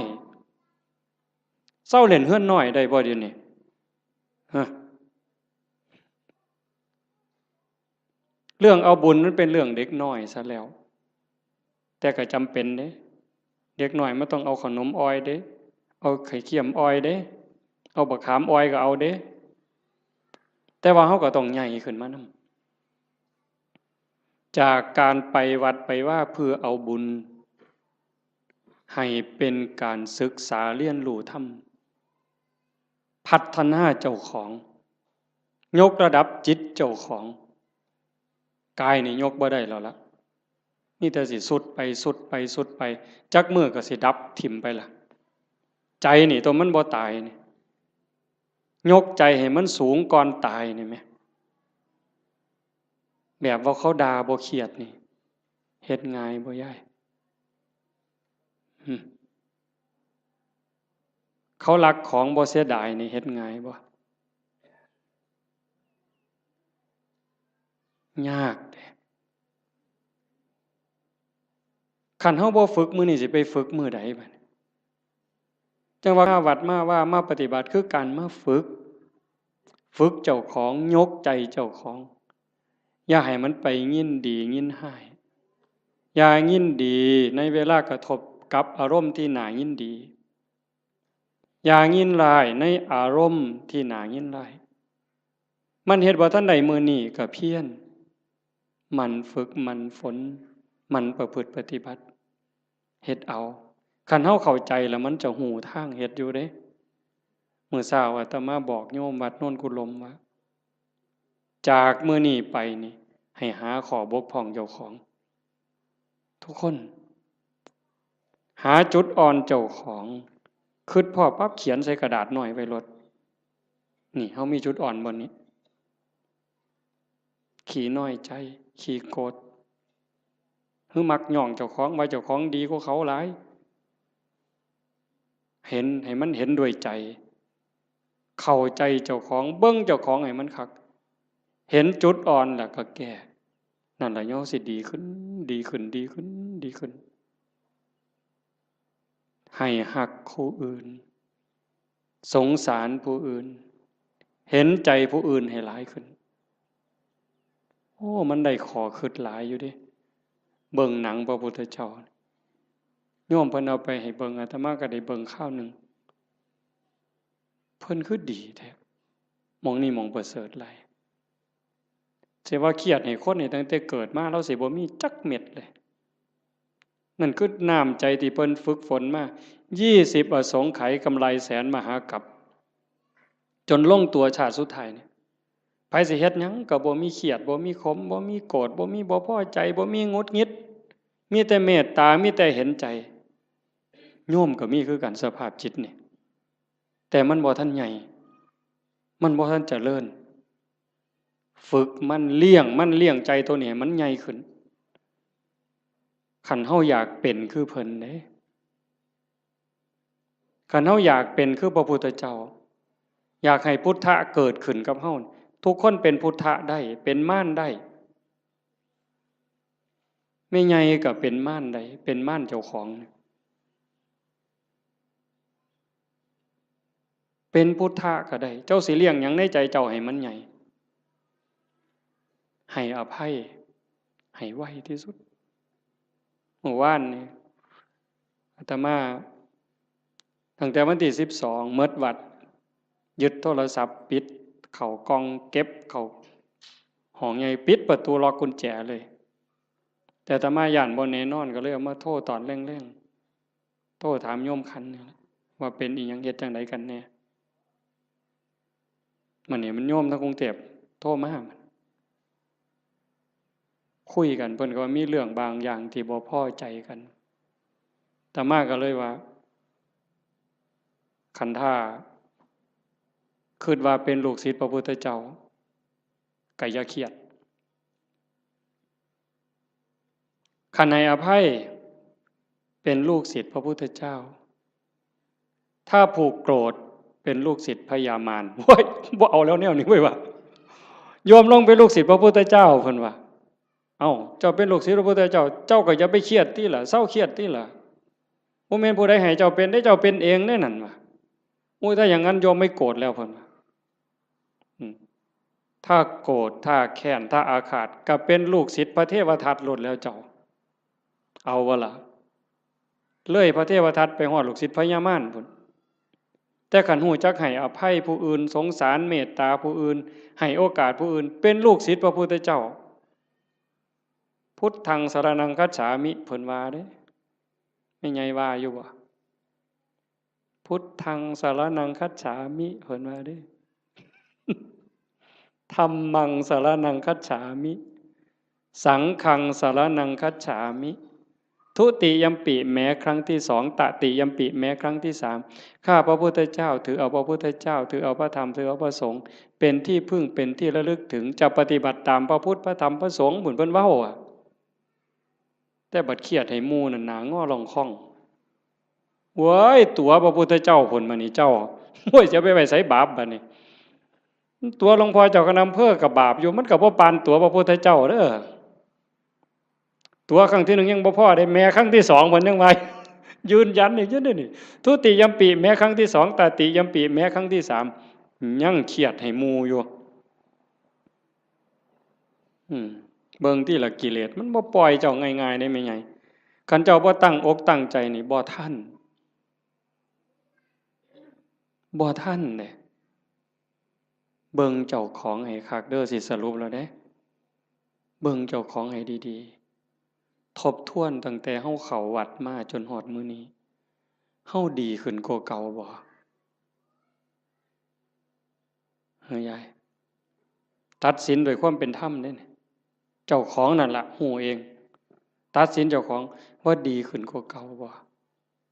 ความโลภกูลดลงบ่น้อเวลาไปจำศีลนุ่งผ้าขาวอยู่วัดคันวัดใดเพิ่นให้ตักอาหารบนโต๊ะกูไปก่อนนี่กูเอาขึ้นฮอดผู้ทั้งหลังบ่น้อนี่เบิ่งเป็นแนวใดยังไปสุดโต๊ะยังถอยมาอีก3ก้าวเทมือมาข้างหลังหยุมขนมมวมอีกเทื่อนึงบ่ซ้อมเด้นี่ครูบาก็คือกันเด้กันว่านั่งสมาธิว่าซั่นหมู่พานั่งสมาธิอยู่ศาลาเพิ่นผ่อนไปดอกเดินจงกรมไปทั้งกุดพุ่น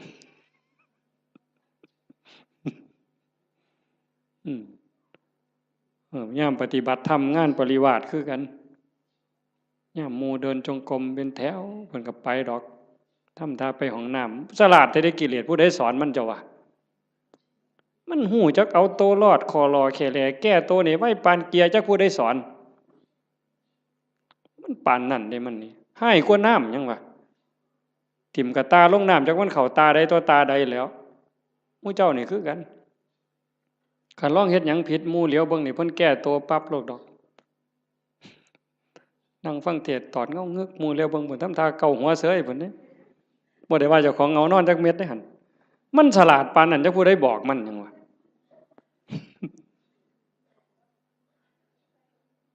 เดินจงกรมงอกไปทั้งกดเพิ่นปั๊บหมุนปึ๊บทำท่านั่งในพี่ดอกไว้บ่ไปนั่งน้ำหมู่ดอกหลายเพิ่นว่าเท่านั้นก็โกนเพิ่นว่า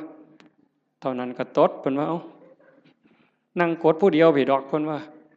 นั่งคัดตมาดได้ปึ๊บพูดโธพูดโธสมควรแก่เวลาปักฉลาด มึงที่ละมันเจ้าสิรอดมันสันบ่มันต้องอยู่น้ำมูเอาจริงเอาจังน้ำครูบาอาจารย์ตายเป็นตายเอาพ้นบ่ตายกูกับบ่ตายปานนั้นตัวเถื่อมันสิเป็นขู่เป็นคนนี่ไม่ไงตามใจเจ้าของนี่พังหมดหลวงปู่บุญเสริมนี่เรามาอยู่น้ำหลายปีตามใจตัวชั่วระยำเราบ่ว่าธรรมดาเด้ตามใจตัวชั่วระยำแม่นความเพิ่นอาตมาบ่เถียงอาตมานี่ล่ะผู้หนึ่งยิ่งว่าเจ้าของเป็นอาจารย์นี่โหยมือบ่อยากลุกนี่หาว่าเจ้าของเมื่อยพุ่นเด้โอ้ยเฮาเมื่อยเว้ยเพิ่นว่าจะคิดเรื่องหยังต่อเรื่องหยังเรื่องบ้านเรื่องคนแน่ผู้นั้นก็มาถามผู้นี้ก็มาถาม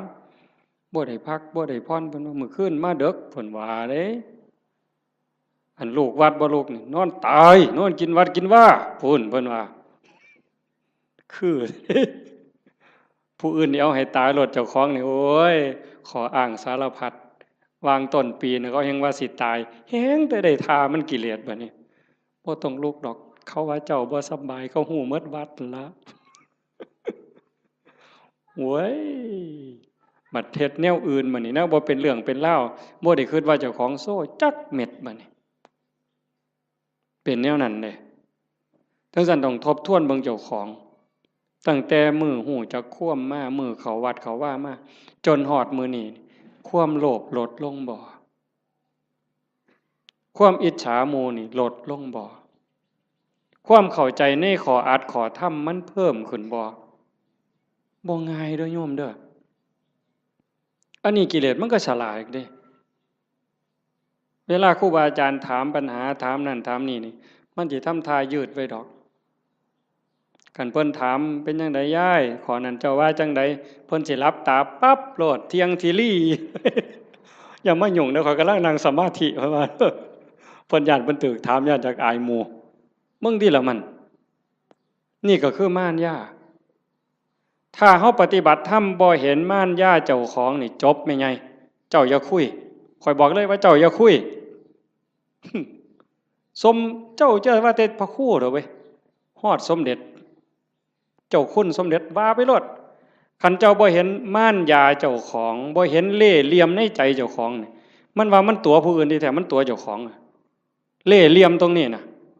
ต้องเห็นตัวนี้เห็นจิตในจิตตรงนี้เจ้าจังสิเข้าใจธรรมะเจ้าจังสิเห็นหน้ากิเลสคันเจ้าบ่ทันเห็นจิตในจิตบ่ทันเห็นตรงนี้เอ้ยต้อยเจ้าหอพุ่นต้อยหออีหลีโยมให้เจ้าหอสำนกนี่ไปโลดไปให้เจ้าหอสำนกเรียกนี่จะว่าแต่3 โต6 โตให้เจ้าบอกมาโลดถูกทุกงวดก็สร้างเจ้าบ่ม่มนรกดอกไปบ่รอดเจ้าพัฒนาจิตเจ้าบ่ได้แน่ๆเจ้าว่าได้ใหญ่ทั้งสัญญาติโยมต้องฝึกการละบาปการทำบุญการทำดีแล้วก็ต้องละเฮ็ดหยังทำหยังพยายามว่างยิ่งเฮาทำบุญบ่ต้องเอาหยังอย่าเอาแม้แต่คำย่องคันเฮ็ดได้ตรงนี้สิใกล้พระพุทธเจ้าได้นี่บ่ง่ายเด้คันเฮาไปบ่ใกล้พระพุทธเจ้านรกมันเอิ้นเฮาอยู่ทอดกฐิน8 ล้านกองนรกมันก็เอิ้นเจ้าอยู่เนี่ยรักษาศีลจนตายมันก็เอิ้นเจ้าลงนรกอยู่นี่เอานั่งสมาธิจนหอได้จนหายโตมันก็เอิ้นเจ้าลงนรกได้คือเก่าแต่คันเจ้าเห็นจิตในจิต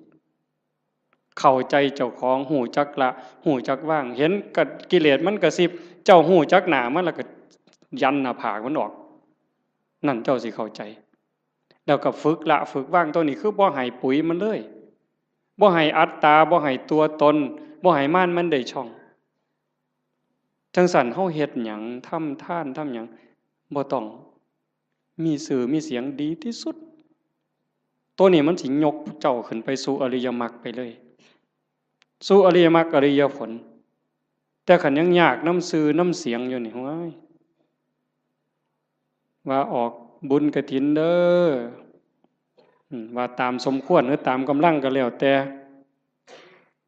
ออกมาออกแล้วไปนั่งอยู่เฮือนเงี่ยงหูหน่อยฟังย่ำไหนกำนันสิอ่านสื่อกูหนอ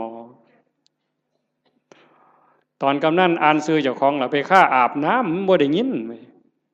ออกมาแต่อาบน้ำโอ้เศร้าอ่านอีก2 คนหมดเว้ยบ่มีชื่อกูว่ะ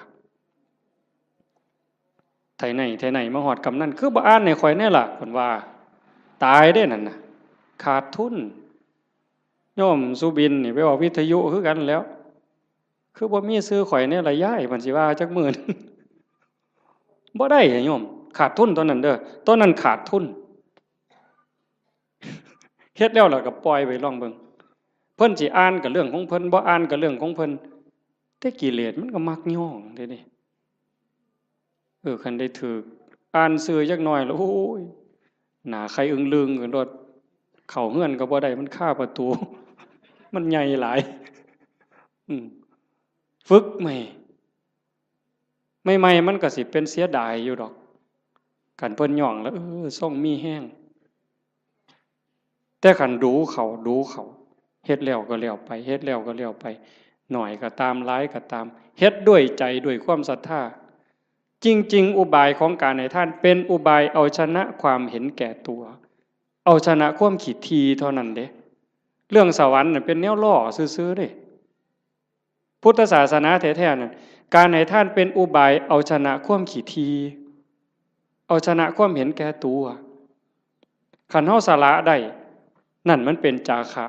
คันเฮาอยากได้ซื่อๆอยากให้เขาย่องอยากมีซื่อติดน้ำนั่นน้ำนี่อันนั้นมันเพียงแค่ให้ทานยายเฮ็ดนั่นเฮ็ดนี่อยากให้เพิ่นย่องอยากให้เพิ่นประกาศติดซื่อไว้ให้คนได้ฮู้ได้เห็นมันก็ดีระดับหนึ่งแต่มันเพียงแค่ให้ทานมันบ่ทันฮอดจาคะจาคะนี่สลัดออกบ่เอามาได้เอาออกเอาไปแล้วอย่ามาเฮ็ดหยังบ่เอาแม้กระทั่งคำย่องคำย่อนั่นมันสิได้เป่านิพพานเป็นของให้เปล่าบ่ได้ซื้อเพราะสลึงอันนี้เว้าน้ำก้นหลวงปู่เด้นิพพานเป็นของให้เปล่าพระอริยเจ้าตั้งแต่โสดาบันสกิทาคานาคาก็เป็นของให้เป่าบ่ได้ซื้อเพราะสลึงแต่อาศัยการฝึกการฝนการบ่มจิตบ่มใจจังซั่นให้ฝึกมันบ่ทันล่ะยายเคยมีคนไปถามพระพุทธเจ้านี่แล้วว่าแก่แล้วเฒ่าแล้ว120 ปีบ่2เฒ่าอันเคยได้ยินตัว2เฒ่าน่ะ120 ปีหัวสั่นงอกไปกราบพระพุทธเจ้าโอ้ยแตะกี้มั่วประมาทหลายว่าซั่นตอนนี้เฒ่าแล้วจักสิตายมื้อใดเฮ็ดจังไดจังสิได้บุญหลายว่าซั่นมันจังสิได้ทัน120 ปีเนาะมันสิเลยจักมื้อเจ้าว่าบ่ทันได้เฮ็ดบุญจักหน่อยหรือเฮ็ดจังไดมันยังสิทันมันยังสิได้หลายที่สุดพระพุทธเจ้าว่านั่งอยู่ซื่อๆบ่ต้องไปเฮ็ดหยังดอกคันจะไปทอดกฐินทอดผ้าป่าก็บ่ทันหมู่ดอกเธอจะไปหาผ้ากฐินนั่นตายซ้ำบ่ได้ทอดดอกสิไปหุงข้าวใส่บาตรที่บ่ดีดังไฟบ่ทันแล้วตายแล้วเจ้านั่งเบิ่งลมหายใจหันไปหายใจเข้าหายใจออกเข้าก็ปล่อยออกก็ปล่อยบ่มีผู้ใดเสียดายนี่คือปล่อยว่างจาคะผู้ใดเสียดายลมหายใจเข้านี่แม่นไงโอ้ยสิมันกูเสียดายได้หายใจเข้ากูบ่ออกหัวมันดอกเอาซะแม่คันเสียดายอะไรหายใจเข้ามีแต่เอาอย่างเดียวหายใจเข้าเลยเจ้าบ่ต้องให้มันออกมาดอกเสียดายมันเอาเลยอนุญาตเดี๋ยวเจ้าสิฮู้ว่ามันสิเป็นหยังหายใจเข้ามันก็ต้องออกออกมาแล้วก็ต้องเข้าคือกันแต่บ่มีผู้ใดเสียดายบ่ติดยึดบ่ผูกยึดบ่ถือมั่นในลมหายใจเข้าหายใจออกการเป็นการอยู่ในชีวิตประจำวันก็คือทำดีนี่ต้องเฮ็ดละชั่วก็ต้องละชั่วทำดีสร้างบุญสร้างกุศลเฮ็ดไปซอยเหลือโลกซอยเหลือสังคมวัดว่าบ้านเมืองชุมชนที่เฮาอยู่เฮ็ดไปเถาะทำดีไปเถาะนั่นคือบุญนั่นคือพลังนั่นคือสมบัติที่สิส่งจิตวิญญาณไปสู่ที่ดีที่งามมีสุคติสวรรค์เป็นต้นแต่คันเฮาฝึกปล่อยฝึกว่างจิตสิโล่งโปร่งเบาใกล้พุทธะเข้าไปเรื่อยๆใกล้พระพุทธเจ้าเข้าไปเรื่อยๆคันเบาเท่าใดแห่งขึ้นสูงเด้จิตเบาจากความยึดมั่นถือมั่น เบาจากความยึดถือความเป็นตัวเป็นตนนั้นนั่นไก่พระพุทธเจ้าเพิ่นเว้าเป็นอุปมาว่าประตูพระนิพพานเฮาสิเข้าไปเมืองนิพพานได้จะต้องเฮ็ดโตน้อยๆความรู้สึกว่าเป็นตัวเป็นตนมันต้องน้อยอีหลีน้อยส่ำใดน้อยส่ำเพิ่นว่าผมเส้นหนึ่งนี่ผมเฮานี่เส้นหนึ่งนี่พาออกเป็น8ซีกกลับมื้อนี้ไม่ออกก็ลองไปพาเบิ่งเด้อพาผมเฮาเส้นหนึ่งให้มันได้8ซีกพาทั้งยาวนี่ให้มันได้8ซีกผม1ใน8นะ8ใน1นั่นเส้นเดียวพาเป็น8ซีกเอามาซีกนึงจังแง่เข้าไปในหูประตูพระนิพพานได้ความรู้สึกเป็นโตเป็นตนเป็นกูนี่นะบอกภาษาเฮากูเป็นยามึงตัวกูเป็นแม่มึงตัวกูเป็นแม่เฒ่ามึงตัวให้มันเหลือน้อยซ้ำกับผมเส้นหนึ่งพาเป็น8ซีกจังสิเข้าประตูพระนิพพานไปหาพระพุทธเจ้าได้จังซั่นการทำลายความเห็นแก่ตัวแบบเอาของคนอื่นอันนั้นย้อนโลภย้อนโกรธพานแต่เห็นย้อนคุณงามความดีอยากได้ชื่ออยากได้เสียงต้องถูกย่องต้องถูกย่อต้องถูกประกาศต้องถูกสรรเสริญจังแม่นอันนั้นก็ได้ไปแค่สวรรค์ได้แค่ทานแต่บ่ทันฮอดจาคะคันสลัดออกบ่ต้องมีก็ได้ชื่อบ่ต้องย่องก็ได้แต่ว่าข่อยสำบายใจข่อยได้บูชาพระพุทธเจ้าข่อยก็มีความสุขข่อยก็ได้เป็นสมบัติยิ่งให้ออกไปเท่าใดก็คือกับทมน้ำลายเพิ่นเปรียบจังซี่คือกับทมน้ำลายบ่เสียดายพระเจ้ามหากัปปินะพระเจ้ามหากัปปินะเป็นพระเจ้าแผ่นดินจ้างคนเด้ทุกมื้อจ้างทหารนี่ออกประตูเมือง4ทิศตะเว้นออกตะเว้นตกเหนือใต้เพื่อไปสืบข่าวพระพุทธพระธรรมพระสงฆ์เป็นเวลา40กว่าปีแต่อาตมาจำบ่ผิด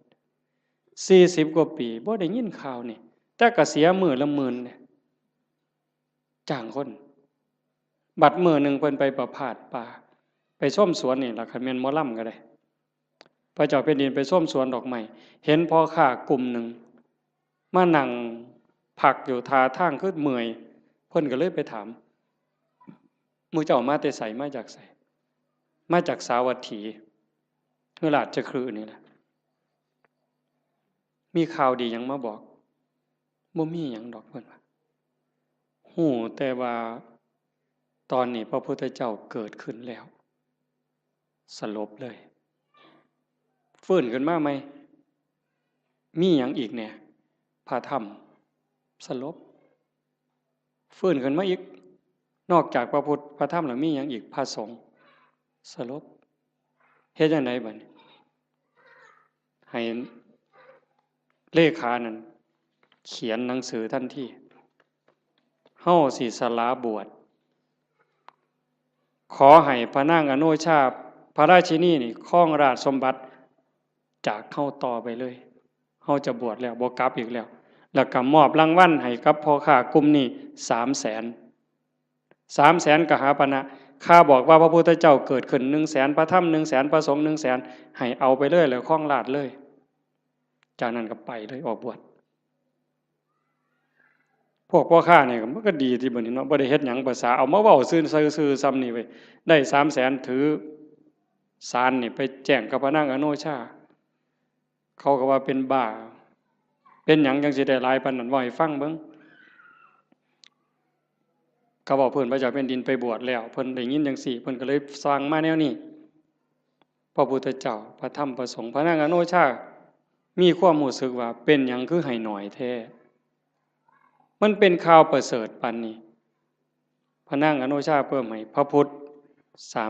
300,000พระธรรม300,000พระสงฆ์300,000เป็นเท่าใด1,200,000มีไง1,200,000เนี่ยมาแจ้งข่าวพระพุทธพระธรรมพระสงฆ์ซื่อๆแล้วก็ถามว่าพระเจ้าแผ่นดินไปไสเพิ่นออกบวชแล้วไปหาพระพุทธเจ้าแล้วเพิ่นบอกให้พระราชินีนี่ครองราชนี่อ่านหนังสือให้ฟังพระนางอโนชามีความรู้สึกว่าเรื่องอีหยัง ราชสมบัติทั้งหมดนี่คือกับน้ำลายที่พระเจ้ามหากปินะทมถิ่มลงกลางดินเรื่องหยังเขาจะไปดูดเอาน้ำลายมากินใครแม่นเฮาเนี่ยมันบ่เป็นแนวนั้นเด้ถ้าบุญบ่พอนั่นคือบุญเปิ้นพร้อมบุญพ่อแล้วเข้าใจในเงื่อนไขของชีวิตเข้าใจเงื่อนไขของวัฏสงสารแล้วความจริงของโลกของธรรมแล้วพระนางอโนมามีความรู้สึกว่าราชสมบัติอำนาจทั้งหมดคือกับน้ำลายที่พระเจ้ากับพระเจ้ามหากปินะทมถิ่มแล้วเรื่องหยังเฮาสิไปดูดมากืนกินเฮาก็สิบวชคือกันออกบวชคือกันตอนเพิ่นไปเฝ้าพระพุทธเจ้าเพิ่นบอกอัศจรรย์อัศจรรย์ไปพ่อแม่น้ำพระเจ้าแผ่นดินไปก่อนไปพ่อแม่น้ำบ่มีแพบ่มีเหือเฮ็ดจังได๋อ้างคุณพระพุทธเจ้าด้วยสัจจะที่ไปเฝ้าพระพุทธเจ้าออกบวชด้วยศรัทธานี่ขอให้สายน้ำนี่อย่าสะเป็นคือน้ำให้น้ำเป็นคือหินขี่ม้าเหยียบน้ำไปคือเหยียบหินนี่แก๊บแก๊บแก๊บแก๊บแก๊บแก๊บบ่เปียกบ่หยังเลยสายที่สองคือกันสายที่สามคือกันสายผ่านแม่น้ำสามสายไปได้มาพันคนมาพันตัวคนพันคนพระนางอนุมาตามไปพวกผู้ชายไปก่อนได้ฟังธรรมก่อนบรรลุธรรมก่อนพระเจ้ามหากปินะพร้อมทั้งบริวารทหารนั่น1,000บรรลุธรรมพวกพระราชินีตามไปสาราราชสมบัติตามไปคือกันไปเจอน้ำกับคนฉลาด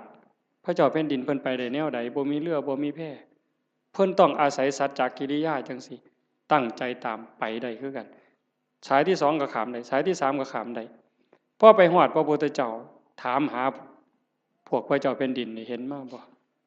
พระพุทธเจ้าเพิ่นฮู้ว่าพระราชินีนี่มีศรัทธาบวชจริงแต่เมียทหารที่ตามมาอีก1,000 คนน่ะมันบ่ได้ศรัทธามาบวชเด้นำมาเอาผัวซื่อๆได้ซุ่มนั้นสินำมาเอาผัวหลบไปแต่พระราชินีนี่ตั้งใจบวชจริงพระพุทธเจ้าเพิ่นเลยว่าให้เห็นตอนนี้บ่ได้เพิ่นเลยบอกว่านั่งลงก่อนฟังธรรมก่อนหลังจากฟังธรรมแล้วหมู่เจ้าก็จะเห็นสามีเองดอกให้ใจเย็นๆพระพุทธเจ้าแสดงธรรมจบปั๊บเข้าใจบรรลุธรรมเป็นโสดาบันพวกผู้ชายได้ฟังรอบสองเป็นพระอรหันต์หมด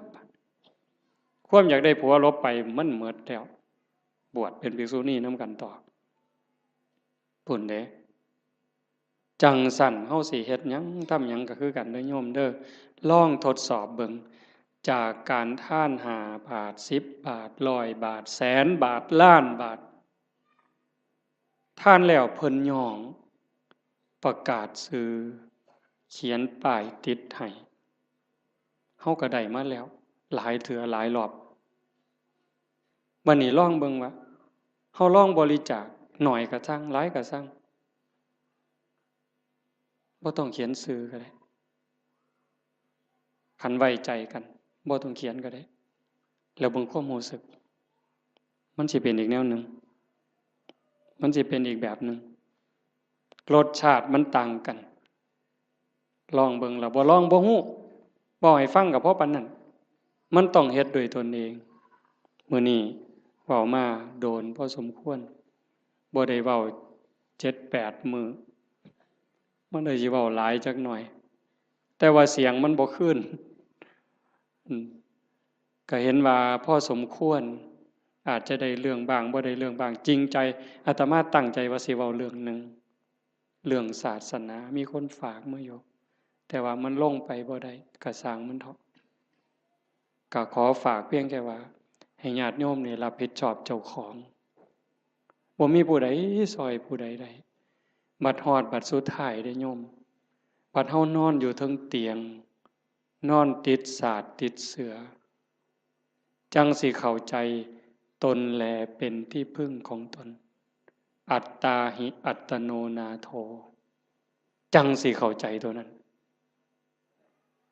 คันบ่จังสันบ่ท่านเข้าใจโยมแต่ว่าเฮายังโชคดีจักหน่อยว่าเฮาได้เข้าวัดได้ฟังธรรมได้ปฏิบัติธรรมฝึกตายดูบ่แม่นเว้าเล่นเด้ยามมื้อแลงไหว้พระนั่งสมาธิแล้ว บัดนอนลงเนี่ยลองบอกว่า นอนลงเธอนี้สิบ่ได้ลุกอีกแล้วเด้อตายแล้วล่ะบัดนี้บอกเจ้าของจังซี่แล้วก็ทำใจหามันแม่นอีหลีเลยเฮ็ดจังได๋สิเฮ็ดแนวใดเครียดให้ไผสั่งให้ไผอาฆาตไผติดหนี้ผู้ใดว่างละออกคันใจเฮายังวุ่นวายมันไปอบายเด้สอนเจ้าของจังซี่เฮ็ดจังไดใจสิสงบคันใจสงบก็ไปสู่สุคติจังสันนอนลงกับเบิ่งอาจจะเบิ่งล่างเจ้าของนอนไล่ตั้งแต่ฝ่าเท้าฮอดปลายผมตั้งแต่ฝ่าเท้าฮอดปลายผมปลายผมฮอดฝ่าเท้าบาปก็เฮ็ดบุญก็เฮ็ดดีก็เฮ็ดหลายบุญก็เฮ็ดหลายชั่วก็มีสุดท้ายก็ซ้ำนี้ตายแล้วเอาหยังบัดบ่มีแนวเอาร่างกายก็เอาบ่ได้มีอย่างเดียวที่สิปลอดภัยที่สุดคือเฮ็ดใจให้สงบหลังจากเบิ่งร่างกายจากฝ่าเท้าฮอดปลายผมมืออยู่จังใดแขนอยู่จังใดขาอยู่จังใดหันมาเบิ่งลมหายใจหายใจเข้ายาวละเอียดออกยาวละเอียดลมเข้าลมออกลมเข้าลมออกผู้ใดใส่พุทโธก็พุทโธไปให้มันหลับไปครับจังสันซุมื้อนี่คือการเตรียมตัวตายที่ดีที่สุดบ่มีผู้ใดซอยได้ที่ว่าเฮ็ดกฐินล้านกองหาบัดเฮาเจ็บเฮาปวดแม่ใหญ่บัดใกล้สิตายมันเจ็บมันปวดทุรนทุรายมันบ่คิดฮอดกฐินนั่นดอก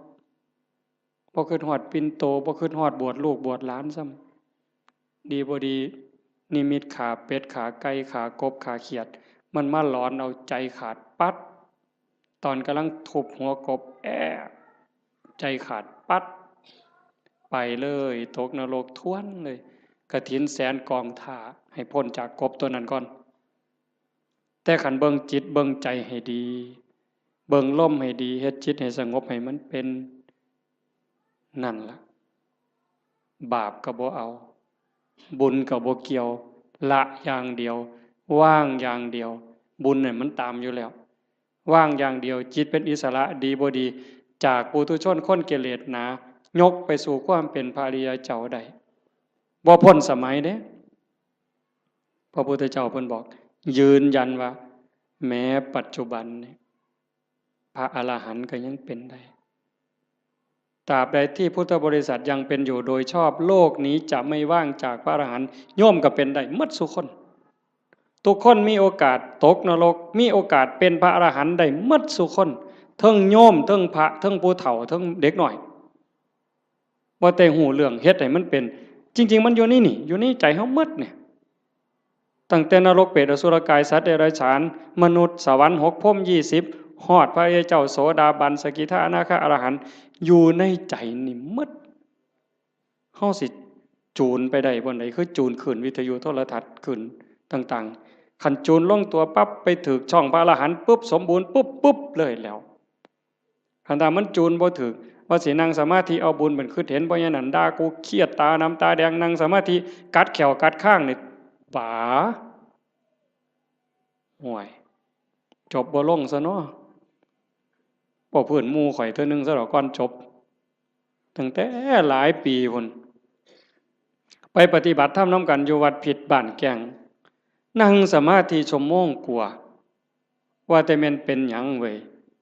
ต่างคนก็ต่างนั่งไปนํกันหลายองค์ในปีนั้นตั้งแต่ปี36พุ่นดอกมันจักปีแล้ว22 ปีแล้วไปนั่งสมาธินํกันซุ่มอาจารย์จรัญพวกหมู่นี้แล้วอาจารย์วัดอาจารย์สุมินพวกครูวัดใต้นี่ไปบักหลายนึงปีนั้นก่อนเข้าพรรษาไปนั่งสมาธิอยู่นํกันนั่งสมาธิชั่วโมงนึงแล้วเพิ่นพาแผ่เมตตาบัดเวโลโหมิอภยาปัชโชโหมิจบเรียบร้อยบัดนี้พ่อใหญ่หนึ่งหมู่กันนี่ดอกบ่ออกชื่อแล้วดอกรุดโตนศาสตร์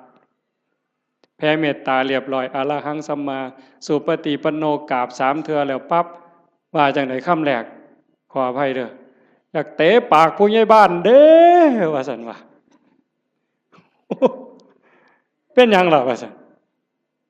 มันไล่ผมออกจากเจ้าอาวาสว่าสันว่าเพิ่นได้อุดมการณ์ใหม่ไปปลูกกกไม้ใส่สนามหมอลำเขาสันแล้วเดินวัดมองผู้ใหญ่บ้านผูกงัวติล่ะผู้ใหญ่บ้านเคยเอางัวมาเลี้ยงเพิ่นเอาก็ปลูกใส่สนามหญ้าเขาไล่หนีสันแล้วนั่งสมาธิชั่วโมงหนึ่งแล้วก็จะคิดแต่ผู้ใหญ่บ้านไล่ล่าสันตัวแผ่เมตตาจบเราอยากเตะปากผู้ใหญ่บ้านบ่เตะบนต่ำสำเนี้ยเห็นบ่ล่ะนั่งสมาธิชั่วโมงหนึ่งตกสามารถตกนรกเหมือนชั่วโมงนั่นน่ะง่ายบ่เจ้าว่านั่งโตเที่ยงทีรีสิว่าสมาธิดีสันบ่มันทางกายยังบ่ท่านแมนเนี่ยยายนั่งเที่ยงทีรีตั้งแต่คิดแนวเขาป่าเขาดงไปก็ได้หั่นมันต้องเห็นจิตเจ้าของต้องอ่านตรงนี้ให้ได้เด้อฝากไว้ให้เห็นใจเจ้าของเห็นใจเจ้าของอ่านให้มันออกคือเบิ่งผู้อื่นเฮาเบิ่งผู้อื่นเฮาอ่านใจมันนี่มันกำลังคิดนั่นเด้นี่เวลาลูกเครียดหลานเครียดเบิ่งมันเปิ้นว่าเด้เบิ่งลูกไผ่ลูกเขยคือกันเขาเป็นจังซี่มึงกูหูใจมันน่ะมันคิดอันนั้นใจเจ้าของนั่นต้องหูใจผู้อื่นแสนคนล้านคนก็บ่เป็นประโยชน์หยังบ่ปานใดดอกคันเห็นใจเจ้าของหูใจเจ้าของสุดยอดจังซี่เลยการปฏิบัติธรรมให้เห็นใจเจ้าของเห็นใจเจ้าของก็เห็นเล่ห์เหลี่ยมของกิเลสเห็นม่านยาในใจคันเห็นจังซั่นปั๊บดักทางมันบ่ตามมันบ่สนองมันหมดเหงื่อหมดหญ้าหมดห้ำจอยอ่อนโซ่สุดท้ายตายได้คันเฮาบ่ให้อาหารมันดูๆนี่ความคิดใจที่มันเห็นมันดูๆเขาหักเหลี่ยมมันดูๆเขาบ่ตามใจมันดูๆเขาจักหน่อยก็อ่อนกะลาคุณธรรมอ้วนขึ้นความเป็นพระอ้วนขึ้นในไม่ออกนี่แหละไม่ออกเป็นพระความเป็นพระความเป็นผู้ดีมีศีลมีธรรมสูงขึ้นอ้วนขึ้นอ้าวจบอีหลีแล้วล่ะบัดนี้บ่าย3กับ1นาทีแล้วขออนุโมทนาสาธุกับญาติโยมทุกคนทุกท่านพร้อมทั้งคณะสงฆ์ครูบาอาจารย์พระเดชพระคุณหลวงพ่อเจ้าคณะอำเภอโพนทรายเจ้าคณะตำบลท่าหาดยาวตำบลศรีสว่างด้วยเนาะทางฝ่ายญาติโยมก็มีโยมกำนันเป็นประมุขเป็นประธานญาติโยมผู้เฒ่าผู้แก่ทุกท่านที่มาร่วมฟังธรรมในวันนี้ก็ขอรัตนาอ้างอิงอำนาจแห่งคุณพระศรีรัตนตรัยคุณของพระพุทธเจ้าพระธรรมพระสงฆ์และอำนาจแห่งบุญกุศลคุณงามความดีที่มีทั้งหมดทั้งมวลในสากลและจักรวาลจงหลอมรวมเป็นตบะเป็นเดชะเป็นพลวปัจจัยอำนวยหนุนส่งให้ท่านทั้งหลายจงเป็นผู้แกล้วกล้าอาจหาญร่าเริงในการสร้างบุญสร้างกุศลสร้างคุณงามความดีให้ยิ่งขึ้นไปให้เป็นผู้เจริญงอกงามในจตุรพิทพรชัยคืออายุวันนะสุขภละปฏิภาณธรรมสารสมบัติให้เป็นผู้มีสัมมาทิฏฐิมีโอกาสประพฤติธรรมปฏิบัติธรรมให้ได้เข้าถึงธรรมที่ยังไม่เข้าถึงได้รู้แจ้งธรรมที่ไม่ทันได้รู้แจ้งจนสามารถนำตนให้พ้นทุกข์ได้มีความสุขกายสุขใจปรารถนาสิ่งหนึ่งประการใดหากเป็นไปโดยชอบประกอบด้วยธรรมแล้วก็ขอให้ความหวังความปรารถนานั้นจงสำเร็จทุกประการโดยทั่วกันทุกท่านทุกคนทุกรูปทุกนามเทอญ